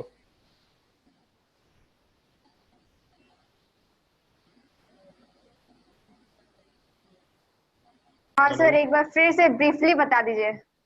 चलो ब्रीफली बता देते हैं इस चीज को। जैसे शुरू के स्टेज में रेट ऑफ हीलियम वाला पार्ट ज्यादा होगा as compare to rate of oxygen, इस पार्टिकुलर स्टेज पे एक्सपेंशन होगा, ठीक है। दूसरा केस मान के चलते हैं कि हीलियम खत्म नहीं हो रहा, हीलियम वाला पार्ट चल रहा होगा, कोई दिक्कत नहीं है।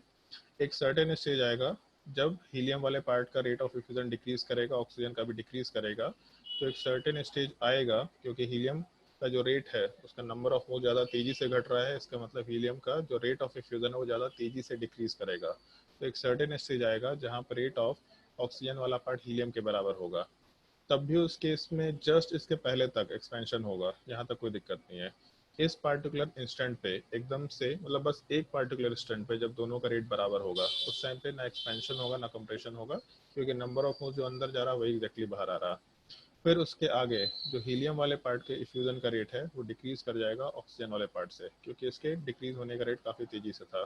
इस पार्टिकुलर के बाद हम लोग मतलब इस पार्टिकुलर स्टेज के बाद हम लोग आराम से कंप्रेशन वाला पार्ट कंसिडर कर सकते हैं या फिर श्रिंकिंग वाला पार्ट कंसिडर कर सकते हैं, क्योंकि अब जो हीलियम अंदर आ रहा था वो जितने नंबर ऑफ मोल्स को बढ़ा रहा है उससे कहीं ज़्यादा नंबर ऑफ मोल्स बाहर निकल के चला जा रहा है। तो इस केस में ऑक्सीजन वाला पार्ट अपना बाहर निकल के जाना शुरू करेगा तो श्रिंकिंग होना शुरू हो जाएगा। तो इस केस में पहले एक्सपेंशन होगा, फिर उसके बाद हम लोग श्रिंकिंग वाले पार्ट की बात शुरू कर सकते हैं। वॉल्यूम कांस्टेंट नहीं रहेगा, जो हम सोचे थे वो ऐसा टाइप का नहीं रहेगा। हम कुछ दूसरा कंसिडरेशन ले लिए बट वैसा कुछ नहीं होने वाला है। हाँ ये है कि हम लोग का जो ग्राहम्स लॉ ऑफ डिफ्यूजन होता है आइडियल सिचुएशन में कि कांस्टेंट प्रेशर पे ये चीज़ें होती है, तो उस केस में फिर हम लोग आराम से बलून विल इन्फ्लेट बोलेंगे, क्योंकि हीलियम का रेट ऑफ इफ्यूजन तेजी से हो रहा है और प्रेशर क्योंकि कांस्टेंट है, मतलब मान के चल रहे हैं कि रेट ऑफ इफ्यूजन चेंज नहीं होने वाला।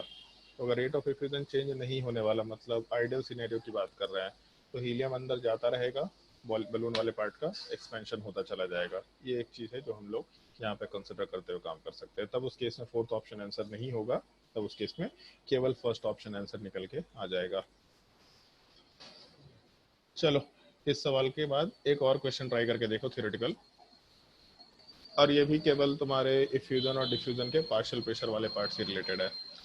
जैसे सवाल कुछ इस टाइप का है, मान लो कंटेनर दे रखा और उस कंटेनर वाले पार्ट में हम लोगों के पास नाइट्रोजन गैस है जिसका पार्शियल प्रेशर वाला पार्ट 0.5 एटीएम के बराबर है, ऑक्सीजन गैस है जिसका पार्शियल प्रेशर वाला पार्ट 0.2 एटीएम के बराबर है, और आर्गन गैस है जिसका पार्शियल प्रेशर वाला पार्ट 0.2 एटीएम के बराबर है। और इसको हम लोग मतलब इसमें एक छोटा सा छेद करके इसको हम लोग एटमॉस्फेयर में छोड़ देते हैं। ठीक है, एक कंटेनर था जिसके अंदर 0.5 एटीएम प्रेशर नाइट्रोजन गैस का, 0.2 एटीएम प्रेशर, फिर 0.2 इसको 0.3 ले लेते हैं, 0.2 एटीएम प्रेशर ऑक्सीजन गैस का है और 0.3 एटीएम प्रेशर आर्गन गैस का है। और इस कंटेनर में एक छोटा सा छेद बना के इसको हम लोग एटमॉस्फेयर में छोड़ देते हैं सफिशिएंट टाइम तक, काफ़ी सफिशिएंट टाइम तक। तब उस केस में काफ़ी देर के बाद फाइनल स्टेज में हम लोगों का पार्शियल प्रेशर ऑफ N2 क्या होगा, पार्शियल प्रेशर ऑफ O2 क्या होगा, पार्शियल प्रेशर ऑफ आर्गन क्या होगा उस कंटेनर के अंदर, उस कंटेनर के अंदर तीनों का पार्शियल प्रेशर क्या होगा, सोच के देखो।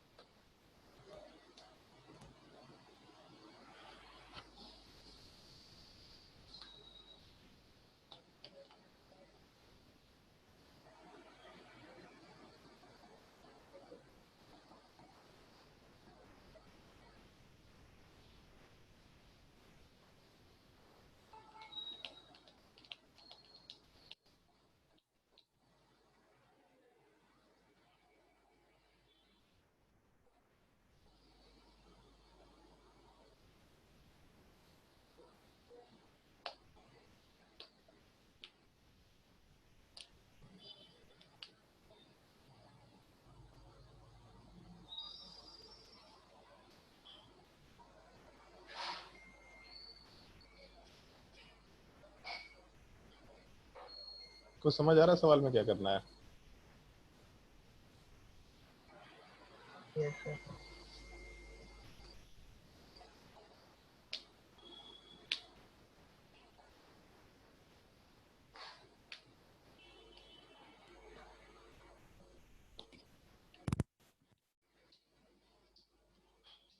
सर N2 का 0.65, O2 का वही 0.2 और आर्गन का 0.15। O2 N2 का 0.65, Yes, sir. 0.65 कैसे आया वैल्यू? तो 0.65 के फिगर पे कैसे पहुंचा है? सर N2 का 0.8, O2 हाँ, का 0.2 और आर्गन का नेग्लिजिबल, आर्गन का 0। मतलब अप्रोक्सीमेटली 0। हाँ, अरे अरविंद 0.65 का वैल्यू कहाँ से आया? Sir 0.5 plus 0.8 divided by 2। 0.5 plus 0.8 8 divided by 2। ये कौन सा लॉजिक है भैया? 0.5 प्लस 0.8 डिवाइडेड बाय 2, बाई 2 क्यों किया इसमें? एवरेज। एवरेज। हाँ, ये बाकी लोगों को समझ में आया कि अंदर का मतलब फाइनल प्रेशर वाला पार्ट 0.8, दूसरे वाले केस में 0.2, तीसरे वाले केस में 0। ऐसा क्यों बोल रहा है? ज्योत्सना समझ आया? नहीं। अद्वै, प्रियांश, बता दीजिए सर। तो बता दीजिए। एटमॉस्फेयर में नाइट्रोजन का परसेंटेज कितना होता है? 78। 78। केमिस्ट्री में कितना लेते हैं? 78। अबे नालायक, केमिस्ट्री में 80% लेते हैं, 78 नहीं लेते हैं। सर कभी पढ़े नहीं। ये मोल का 78 ही पढ़े हैं सर। मोल कंसेप्ट ने बताया था कि नाइट्रोजन का परसेंटेज हमेशा हम लोग 80 लेके चलते हैं और ऑक्सीजन वाले पार्ट को 20 लेके चलते हैं और बाकी गैसेस को नेग्लिजिबली 0 कर देते हैं। तो परसेंटेज ऑफ आर्गन सराउंडिंग वाले पार्ट में 0 हो जाएगा। अगर N2 का परसेंटेज 80 है तो टोटल प्रेशर एटमॉस्फेयर का 1 atm के बराबर है और उसका 80% नाइट्रोजन है। इसका मतलब partial pressure of nitrogen in atmosphere 0.8 atm के बराबर हो जाएगा। फिर टोटल प्रेशर में अगर हम लोग पार्शियल प्रेशर की बात करें तो टोटल प्रेशर का 80%, टोटल गैस का 80% नाइट्रोजन है तो टोटल प्रेशर का भी 80% नाइट्रोजन का प्रेशर होगा। सिमिलर टाइप से पार्शियल प्रेशर ऑफ ऑक्सीजन वाला पार्ट 0.2 atm होगा। तो इफ्यूजन या डिफ्यूजन का क्यों होता है? पार्शियल प्रेशर के डिफरेंस की वजह से। तो अगर एटमॉस्फेयर में नाइट्रोजन का प्रेशर 0.8 atm है तो उस केस में हायर प्रेशर से लोअर प्रेशर की तरफ N2 गैस मूव करेगा। तब तक मूव करेगा N2 गैस वाला पार्ट जब तक कि अंदर और बाहर का प्रेशर बराबर ना हो जाए। तो बाहर का प्रेशर तो 0.8 से कभी चेंज नहीं होने वाला, अंदर वाले को चेंज होना पड़ेगा। तो जब अंदर का प्रेशर 0.8 हो जाएगा, बाहर का भी 0.8 हो जाएगा तो डिफ्यूजन या इफ्यूजन रुक जाएगा। पहला चीज। O2 वाले पार्ट का जो प्रेशर है वो ऑलरेडी 0.2 के बराबर है अंदर और बाहर। इसका मतलब यहाँ पे कोई भी डायरेक्शन में हम लोग का इफ्यूजन या डिफ्यूजन नहीं होने वाला।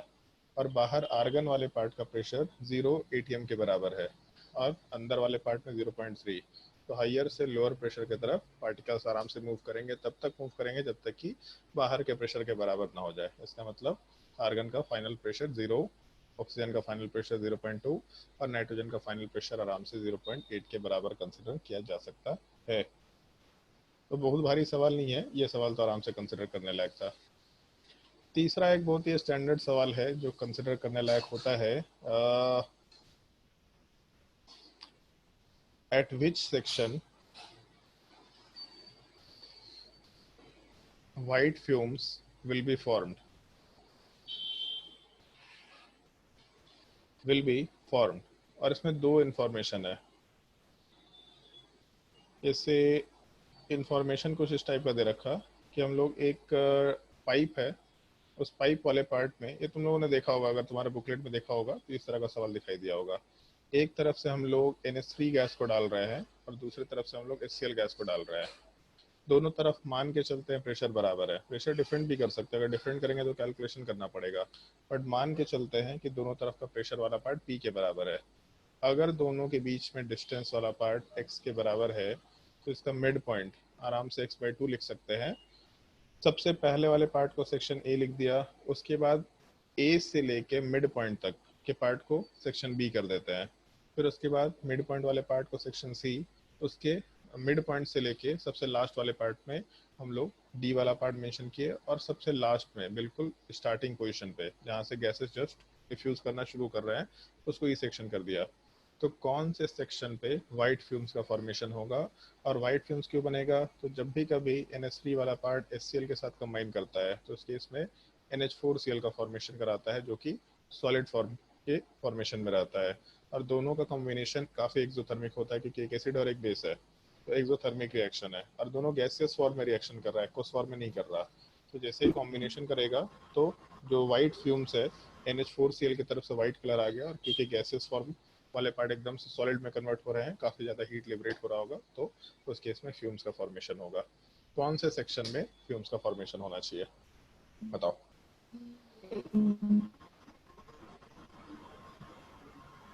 सर ई। हेलो हाँ हाँ बोल बोल। सर ई। ई सेक्शन पे वाइट फ्यूम्स का फॉर्मेशन होगा।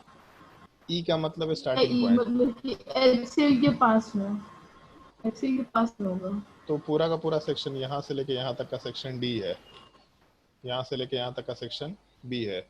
ए वाला पार्ट एग्जैक्टली स्टार्टिंग पॉइंट है, सी वाला पार्ट एग्जैक्टली मिड पॉइंट है, और ई वाला पार्ट एग्जैक्टली लास्ट पॉइंट है। HCl की तरफ से स्टार्टिंग पॉइंट है। डी ले रहे हैं। सिंपल सा क्वेश्चन है, इसमें तो ज़्यादा कुछ दिमाग लगाने का नहीं है। के बताइए ना, डी होगा ना। NH3 और HCl वाले पार्ट को अगर कंपेयर करें तो NH3 का मोलर मास वाला पार्ट 17 होगा और HCl का मोलर मास वाला पार्ट 36.5 होगा।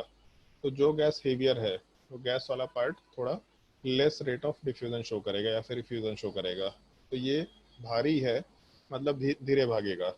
तो अगर धीरे भागेगा इसका मतलब जितने टाइम में NH3 जितना डिस्टेंस ट्रैवल करेगा या फिर एक पार्टिकुलर टाइम में NH3 जितना डिस्टेंस ट्रैवल करेगा HCl नहीं कर सकता। इसका मतलब NH3 वाला पार्ट मिड पॉइंट पे पहले पहुंचेगा, जबकि HCl वाला पार्ट मिड पॉइंट से थोड़ा दूर रह जाएगा।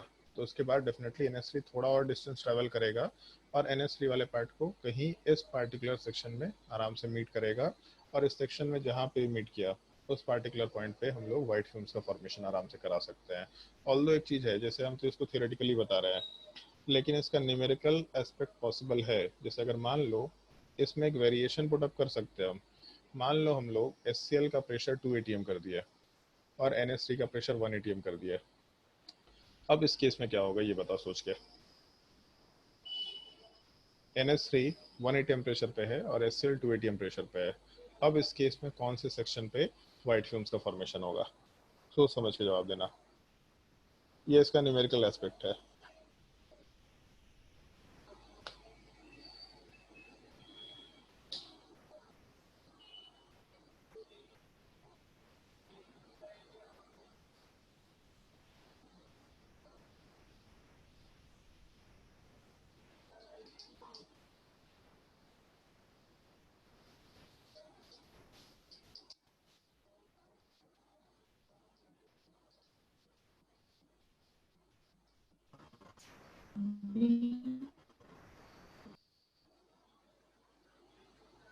सिंपली हम लोग को रेट वाले पार्ट से रिलेट करना है, इसको ज़्यादा कुछ करना नहीं है। जैसे मान लो अगर HCl हम का लोग, रेट ज्यादा होगा।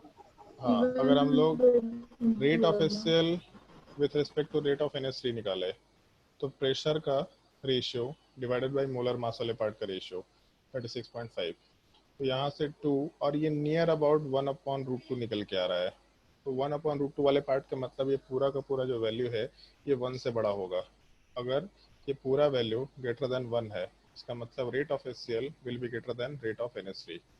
अब अगर HCl के इफ्यूजन का रेट ज़्यादा है, मतलब जितना डिस्टेंस HCl एक पार्टिकुलर टाइम में ट्रैवल करेगा NH3 नहीं ट्रैवल कर पाएगा। तो इस बार HCl अब ज़्यादा तेज़ी से मूव करेगा, पहले मिड पॉइंट में पहुंचेगा, उसके आगे फिर थोड़ा आगे डिस्टेंस पे कहीं बी वाले सेक्शन में व्हाइट फिल्म्स का फॉर्मेशन कराएगा। हो सकता है कि इसका वैल्यू देके एग्जैक्टली वो सेक्शन निकालने बोला जाए कि NH3 से कितने डिस्टेंस पे हम लोग के व्हाइट फिल्म्स का फॉर्मेशन हो रहा है। हम उसका थ्योरेटिकल एस्पेक्ट डिस्कस किए तुम लोगों के साथ। बाकी अगर तुमको रेट ऑफ इफ्यूजन वाला पार्ट मालूम है, जैसे ये रेशियो मालूम है 1 या फिर √2 के बराबर ये वैल्यू मालूम है, तो इस केस में एक का वेलोसिटी अगर हम लोग v लेके चलते हैं, मतलब rate of effusion of NH3 वाले पार्ट को अगर हम लोग v के बराबर लेके चलते हैं तो इसका मतलब है rate of effusion of HCl वाला पार्ट √2v के बराबर होगा। जो टोटल डिस्टेंस जो भी है उस टोटल डिस्टेंस वाले पार्ट में ये कैलकुलेशन आराम से कर सकते हैं। डेफिनेटली क्वेश्चन में यहाँ से पूरा जो डिस्टेंस है इसका वैल्यू दे रखा होना चाहिए। तो इसका एक न्यूमेरिकल एस्पेक्ट है जो हम लोग आराम से कैलकुलेशन करने के लिए यूज़ कर सकते हैं। इसको थोड़ा ध्यान रखते हुए काम करना है, ठीक है। तो ये तुम्हारा पूरा का पूरा डिफ्यूजन और इफ्यूजन का टॉपिक है जिसका हम लोग को डिस्कशन करना था। अब इसके बाद जिसको भी बुकलेट में कोई भी डाउट है वो पूछ सकता है, और इडियोमेट्री का 1-2 क्वेश्चन पहले डिस्कस कर रहे हैं, उसके बाद फिर हम लोग बुकलेट के क्वेश्चंस का डिस्कशन शुरू कर लेंगे। हालत है कि हालत बिगड़ गया तुम लोगों का एक क्वेश्चन के डिस्कशन की वजह से।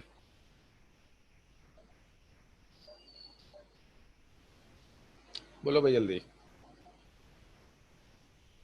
पता नहीं। पता नहीं, उस क्वेश्चन में कुछ ज्यादा ही दिमाग लग गया, कुछ ज्यादा ही लंबा खींच गया। अरे तो मेरा क्या दिमाग दर्द देने लगा। होता है कभी कोई एक आध क्वेश्चन है वो ज्यादा स्ट्रेस लग जाता है तो पता नहीं चलता क्या। चलो ठीक है, हम एक एक क्वेश्चन हम केवल डिस्कस कर ले रहे हैं, तुमको आइडिया लग जाएगा कि ड्योमेट्री का सवाल किस तरीके से सॉल्व करना होता है। जैसे मान लो सवाल में ऐसा बोल रखा है, हाँ, क्वेश्चन नंबर 41 वाला पार्ट डिस्कस करता है।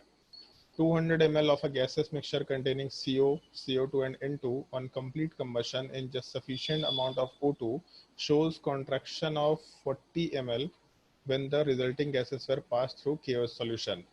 It reduces by 50%. Then calculate the volume ratio of CO2, CO and H2. इसको हम उधर साइड 40 ml के बाद फुल स्टॉप होगा क्या?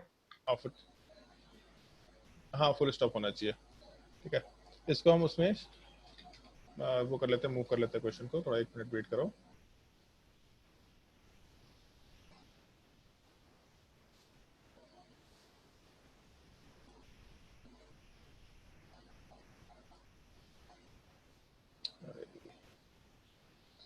एक सेकंड।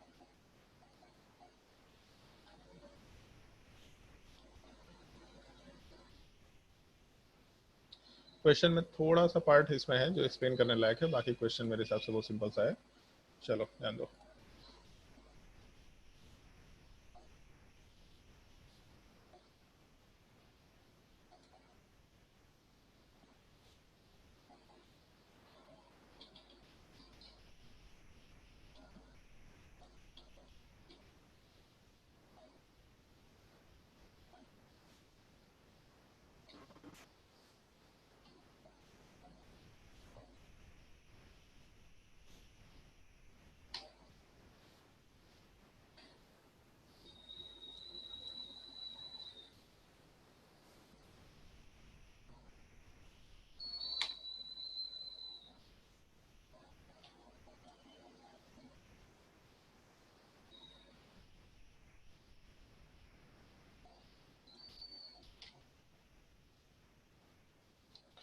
चलो ध्यान दो।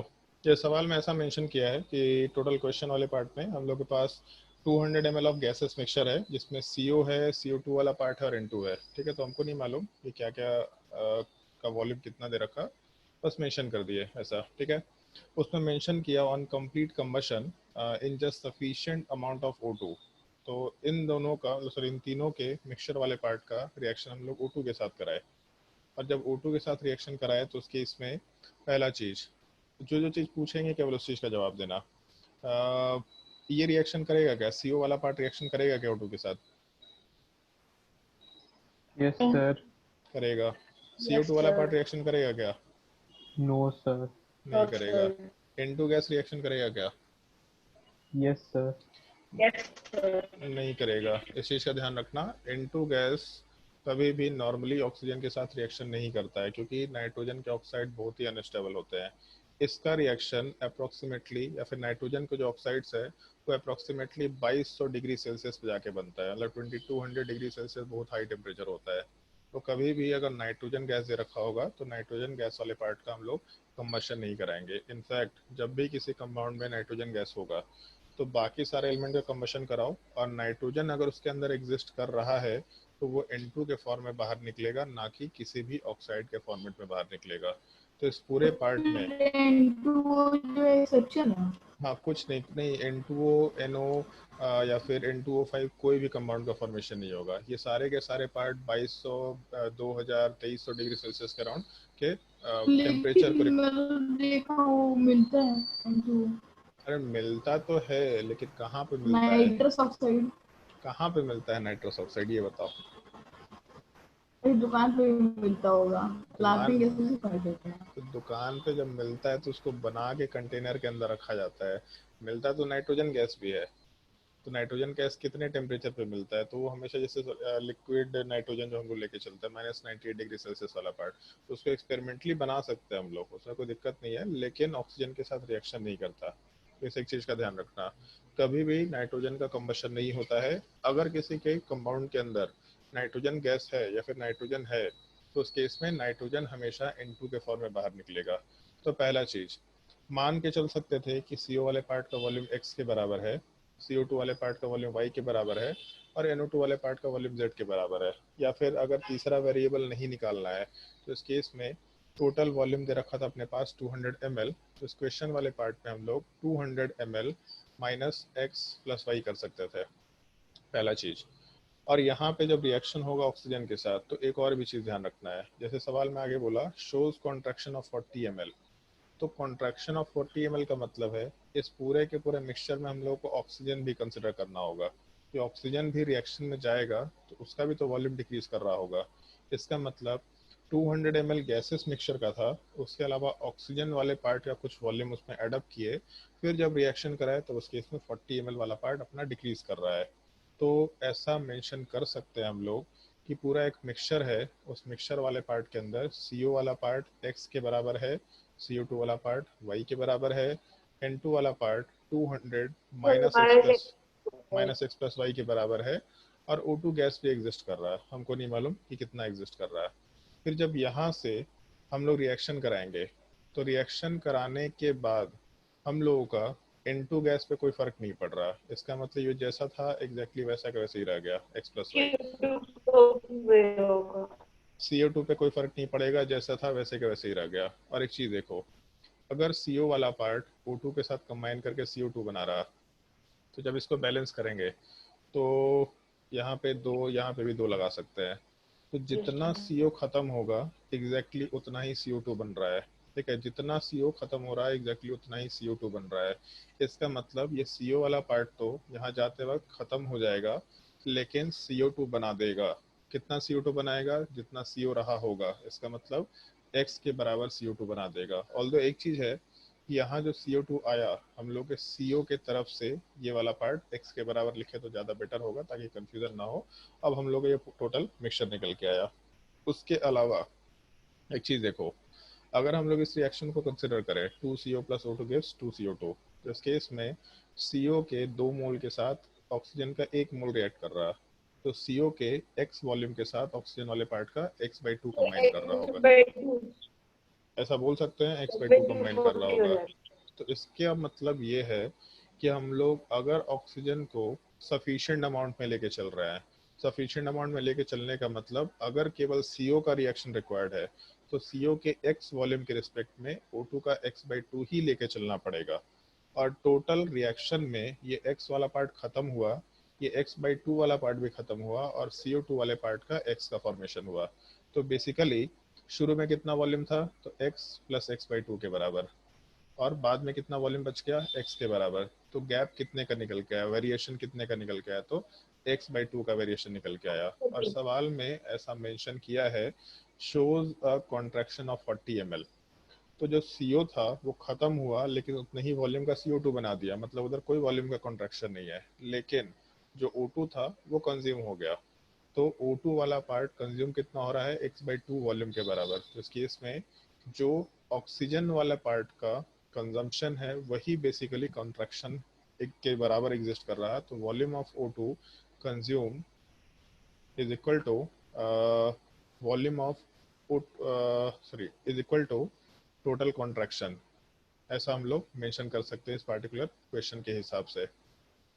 तो x/2 इज इक्वल टू 40 निकल के आ गया। इसका मतलब x इज इक्वल टू हम लोग 80 ml आराम से कंसिडर कर सकते हैं। तो एक चीज तो मालूम पड़ गया कि x वाला पार्ट मतलब वॉल्यूम ऑफ CO वाला पार्ट अपना 80 ml के बराबर है। ये सबसे पहला कंसिडरेशन हो गया। ठीक है, अब उसके आगे की बात करते हैं। इसके आगे ऐसा मेंशन किया है the resulting gases were pass through, the resulting gases were, question में ऐसा मेंशन किया है the resulting gases were pass through KOH solution, it reduces by 50%, then calculate the volume ratio. तो जब इस चीज को हम लोग KOH सॉल्यूशन के थ्रू पास करते हैं तो लास्ट क्लास में मेंशन किया था और बोला भी था कि यूडिमेट्री में लिस्ट देख लिया करना। KOH सॉल्यूशन या कोई भी अल्कली में CO2 वाला पार्ट एब्जॉर्ब हो जाता है, N2 एब्जॉर्ब नहीं होगा, CO तो था ही नहीं, CO2 एब्जॉर्ब होगा। क्या है? बायोलॉजी में भी पढ़े हैं। बायोलॉजी में हाँ, एक्सपेरिमेंट होता था प्लांट्स बायोलॉजी में। Yes sir. चलो बायोलॉजी है तो ऐसे भी हमको याद नहीं होगा। ठीक है, चलो हो सकता है मतलब बायोलॉजी। अच्छा, शायद वहां पे होगा, ब्रीदिंग वाले पार्ट में होगा, शायद रेस्पिरेशन में होगा। नहीं सर, प्लांट का सर होता था एक एक्सपेरिमेंट जिसमें हम लोग ये वेरीफाई करते थे कि CO2 जरूरी है फोटोसिंथेसिस के लिए। अच्छा, और CO2 जितना वो एब्जॉर्ब करता था उतना ही वेरिएशन आता है। चलो ठीक है, होता होगा, हमको नहीं याद है, बायोलॉजी मेरा खराब था। चलो ठीक है, अब इस मिक्सचर वाले पार्ट को, जो हम लोग का मिक्सचर दे रखा CO2 और ये पूरा पार्ट, इस मिक्सचर वाले पार्ट को हम लोग KOH सॉल्यूशन के थ्रू पास करते हैं। तो जैसे ही इसको KOH सॉल्यूशन के थ्रू पास करेंगे तो CO2 वाला पार्ट तो पूरा का पूरा खत्म हो जाएगा, बचेगा क्या अपने पास, केवल N2 वाला पार्ट। तो सवाल में ऐसा बोला है, अ वॉल्यूम कॉन्ट्रैक्शन ऑफ, ये क्या बोलते हैं, 50% दिखाई दे रहा है हम लोगों को। तो वॉल्यूम कॉन्ट्रैक्शन ऑफ 50% का मतलब है जितना यहाँ वॉल्यूम रह गया होगा उसका 50%। तो एक चीज का ध्यान रखना, जैसे सवाल में ऐसा मेंशन किया था शुरू में कि हम लोग का मिक्सचर 200 ml का था, लेकिन उसमें ऑक्सीजन भी एड अप हुआ, तब जाके हम लोग का 40 ml का कॉन्ट्रैक्शन दिखाया। इसका मतलब यहाँ पे अगर हम लोग CO2 का टोटल कंसिडरेशन लेके चले तो x प्लस वाई के बराबर है, और N2 200 minus x plus Y के बराबर है। इसका मतलब बेसिकली अभी भी वॉल्यूम हम लोग का 200 ml के बराबर है, और वॉल्यूम कॉन्ट्रैक्शन ऑफ 50%, इसका मतलब 200 ml का 50% हम लोग का खत्म हो गया। तो 200 ml का 50% अगर खत्म हो जाएगा, इसका मतलब 100 ml हम लोग का बच जाएगा। तो N2 वाला पार्ट 100 ml निकल के आ गया, CO वाला पार्ट 80 ml निकल के आ गया। तो इस केस में CO2 वाला पार्ट आराम से 20 ml कंसिडर कर सकते हैं। और क्वेश्चन क्या दिया है इसमें, CO2, CO और N2 वाले पार्ट का वॉल्यूम रेशियो निकालना है। तो इसीलिए CO2 को सबसे आगे रखा है, volume of CO2 is to volume of CO is to volume of N2, क्योंकि CO वाला पार्ट 20 के बराबर है, CO वाला पार्ट CO2 वाला पार्ट 20 के बराबर है, CO वाला पार्ट 80 के बराबर था, और ये पार्ट 100 के बराबर था। तो यहाँ से वैल्यू निकल के आना चाहिए 1:4:5, ऐसा कुछ अपना वैल्यू निकल के आना चाहिए, 1:4:5। कहाँ है भाई, ऑप्शन सी वाला पार्ट कंसिडर कर सकते हैं। तो ये क्वेश्चन को सॉल्व करने का इडियोमेट्री में तरीका होता है कि एक रिएक्शन दे रखा होगा, और हो सके, मतलब सजेशन देंगे हम, हो सके तो अगर दो जगह रिएक्शंस पॉसिबल है तो दोनों रिएक्शंस को अलग अलग लिख के काम करना, एक ही साथ दोनों रिएक्शन को लिख के प्रोडक्ट मत बनाना, हमेशा सारे रिएक्शन को सेपरेट करके काम करना। और कुछ इन्फॉर्मेशन इस तरह के जो दे रखे, केवल सॉल्यूशन वाले पार्ट में हम लोग CO2 को एब्जॉर्ब कर लेंगे, इन सब इन्फॉर्मेशन से बहुत सारे पार्ट हम लोग कैलकुलेशन के टाइम पे आराम से मेजर ये कर सब याद सकते हैं। रखना पड़ता है सर कि किसमें क्या ऑब्जर्व होगा। याद रखना पड़ेगा, तो ये केमिस्ट्री है, इतना तो याद रखना पड़ेगा यार, ठीक है याद सर। रखना पड़ेगा, ठीक है। और कोई डाउट है किसी को तो बुकलेट में पूछ सकता है, और अगर डाउट नहीं पूछना है तो नेक्स्ट क्लास में डिस्कशन कर लेंगे, कोई दिक्कत नहीं है।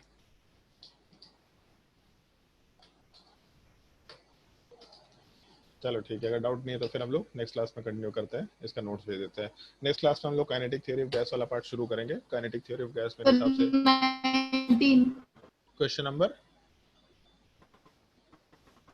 कौन सा बोला, 19 एक्सरसाइज, हेलो, तो एक ही एक्सरसाइज दिए थे। अच्छा, ये the 1 mole of an ideal gas with 300 mm of Hg is separated by 2 moles of another gas, ideal gas B with 300 mm of Hg in a closed container. If the separation is removed, then the total pressure will be 1 mole of ideal gas A with 300 mm of Hg is separated by, एक second रुक जाओ, एक partition से हम लोग separation कर रखे हैं 1 mole of ideal gas 300 mm of Hg pressure के बराबर, और इसमें मेंशन ऐसा किए हैं is separated by 2 moles of another ideal gas B with 300 mm of Hg, 2 moles of another ideal gas B with 300 mm of Hg, और इसका partition हटा दे रहे हैं। तो प्रेशर तो पूछा क्या है finally, if the separation is removed then the total pressure is 300 mm of Hg।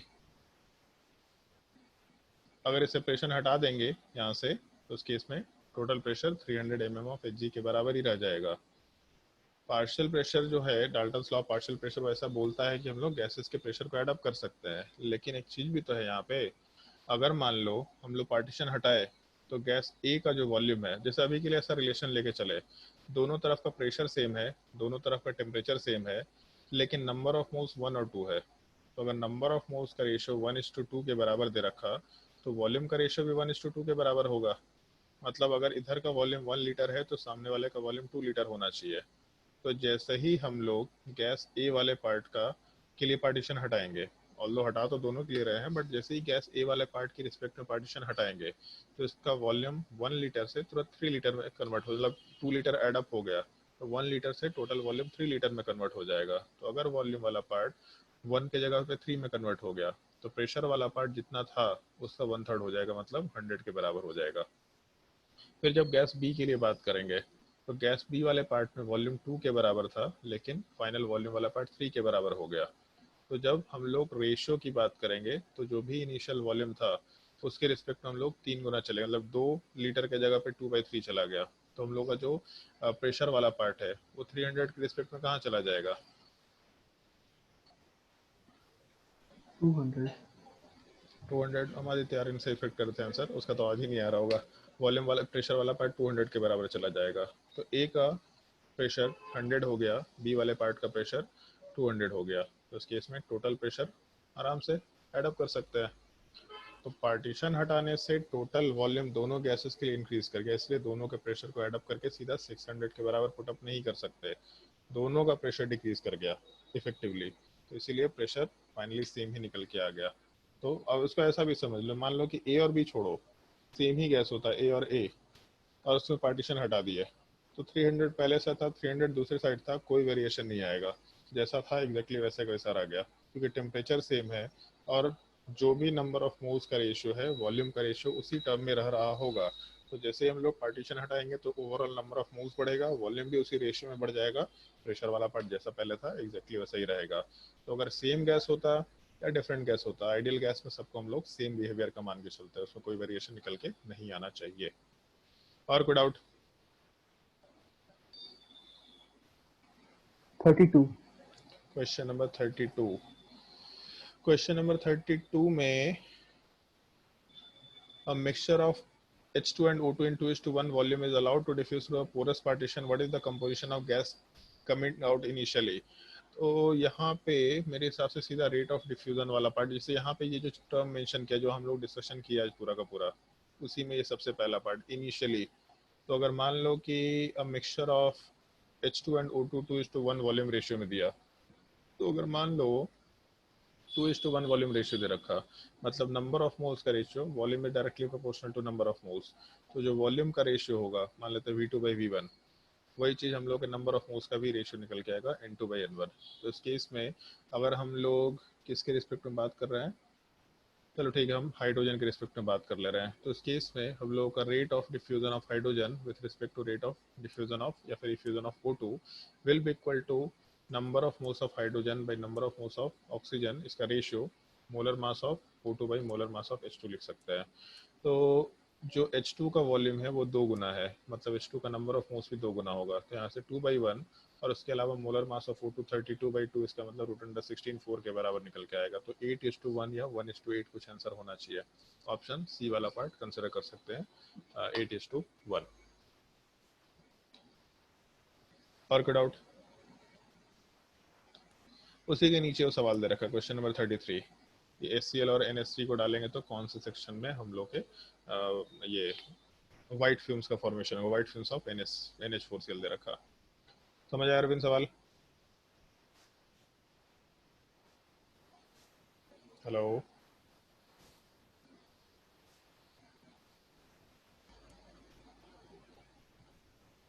हाँ समझ आया सवाल कि नहीं आया?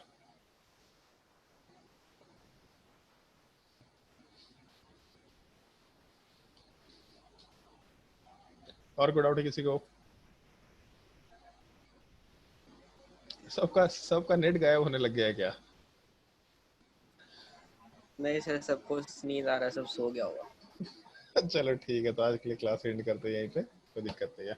फिजिकल केमिस्ट्री इतना नींद आएगा, कोई दिक्कत वाली बात नहीं है। नेक्स्ट क्लास में कंटिन्यू करते हैं इस चीज को, काइनेटिक थ्योरी ऑफ गैस वाला पार्ट। आज के लिए होमवर्क हम दे देते हैं और बता देते केवल ये पूरा पार्ट कंप्लीट कर लेना, यहाँ तक क्वेश्चन नंबर 44 तक इडियोमेट्री पूरा पार्ट कंप्लीट कर लेना, grams law of diffusion effusion, ये पूरा का पूरा पार्ट आराम से कंप्लीट कर सकते हैं। तो एक्सरसाइज 2 में क्वेश्चन नंबर 1 से लेकर के क्वेश्चन नंबर 44 तक सारे क्वेश्चन ट्राई कर लेना, ठीक है। नेक्स्ट क्लास में काइनेटिक थ्योरी ऑफ गैस वाला पार्ट डिस्कस करेंगे आराम से।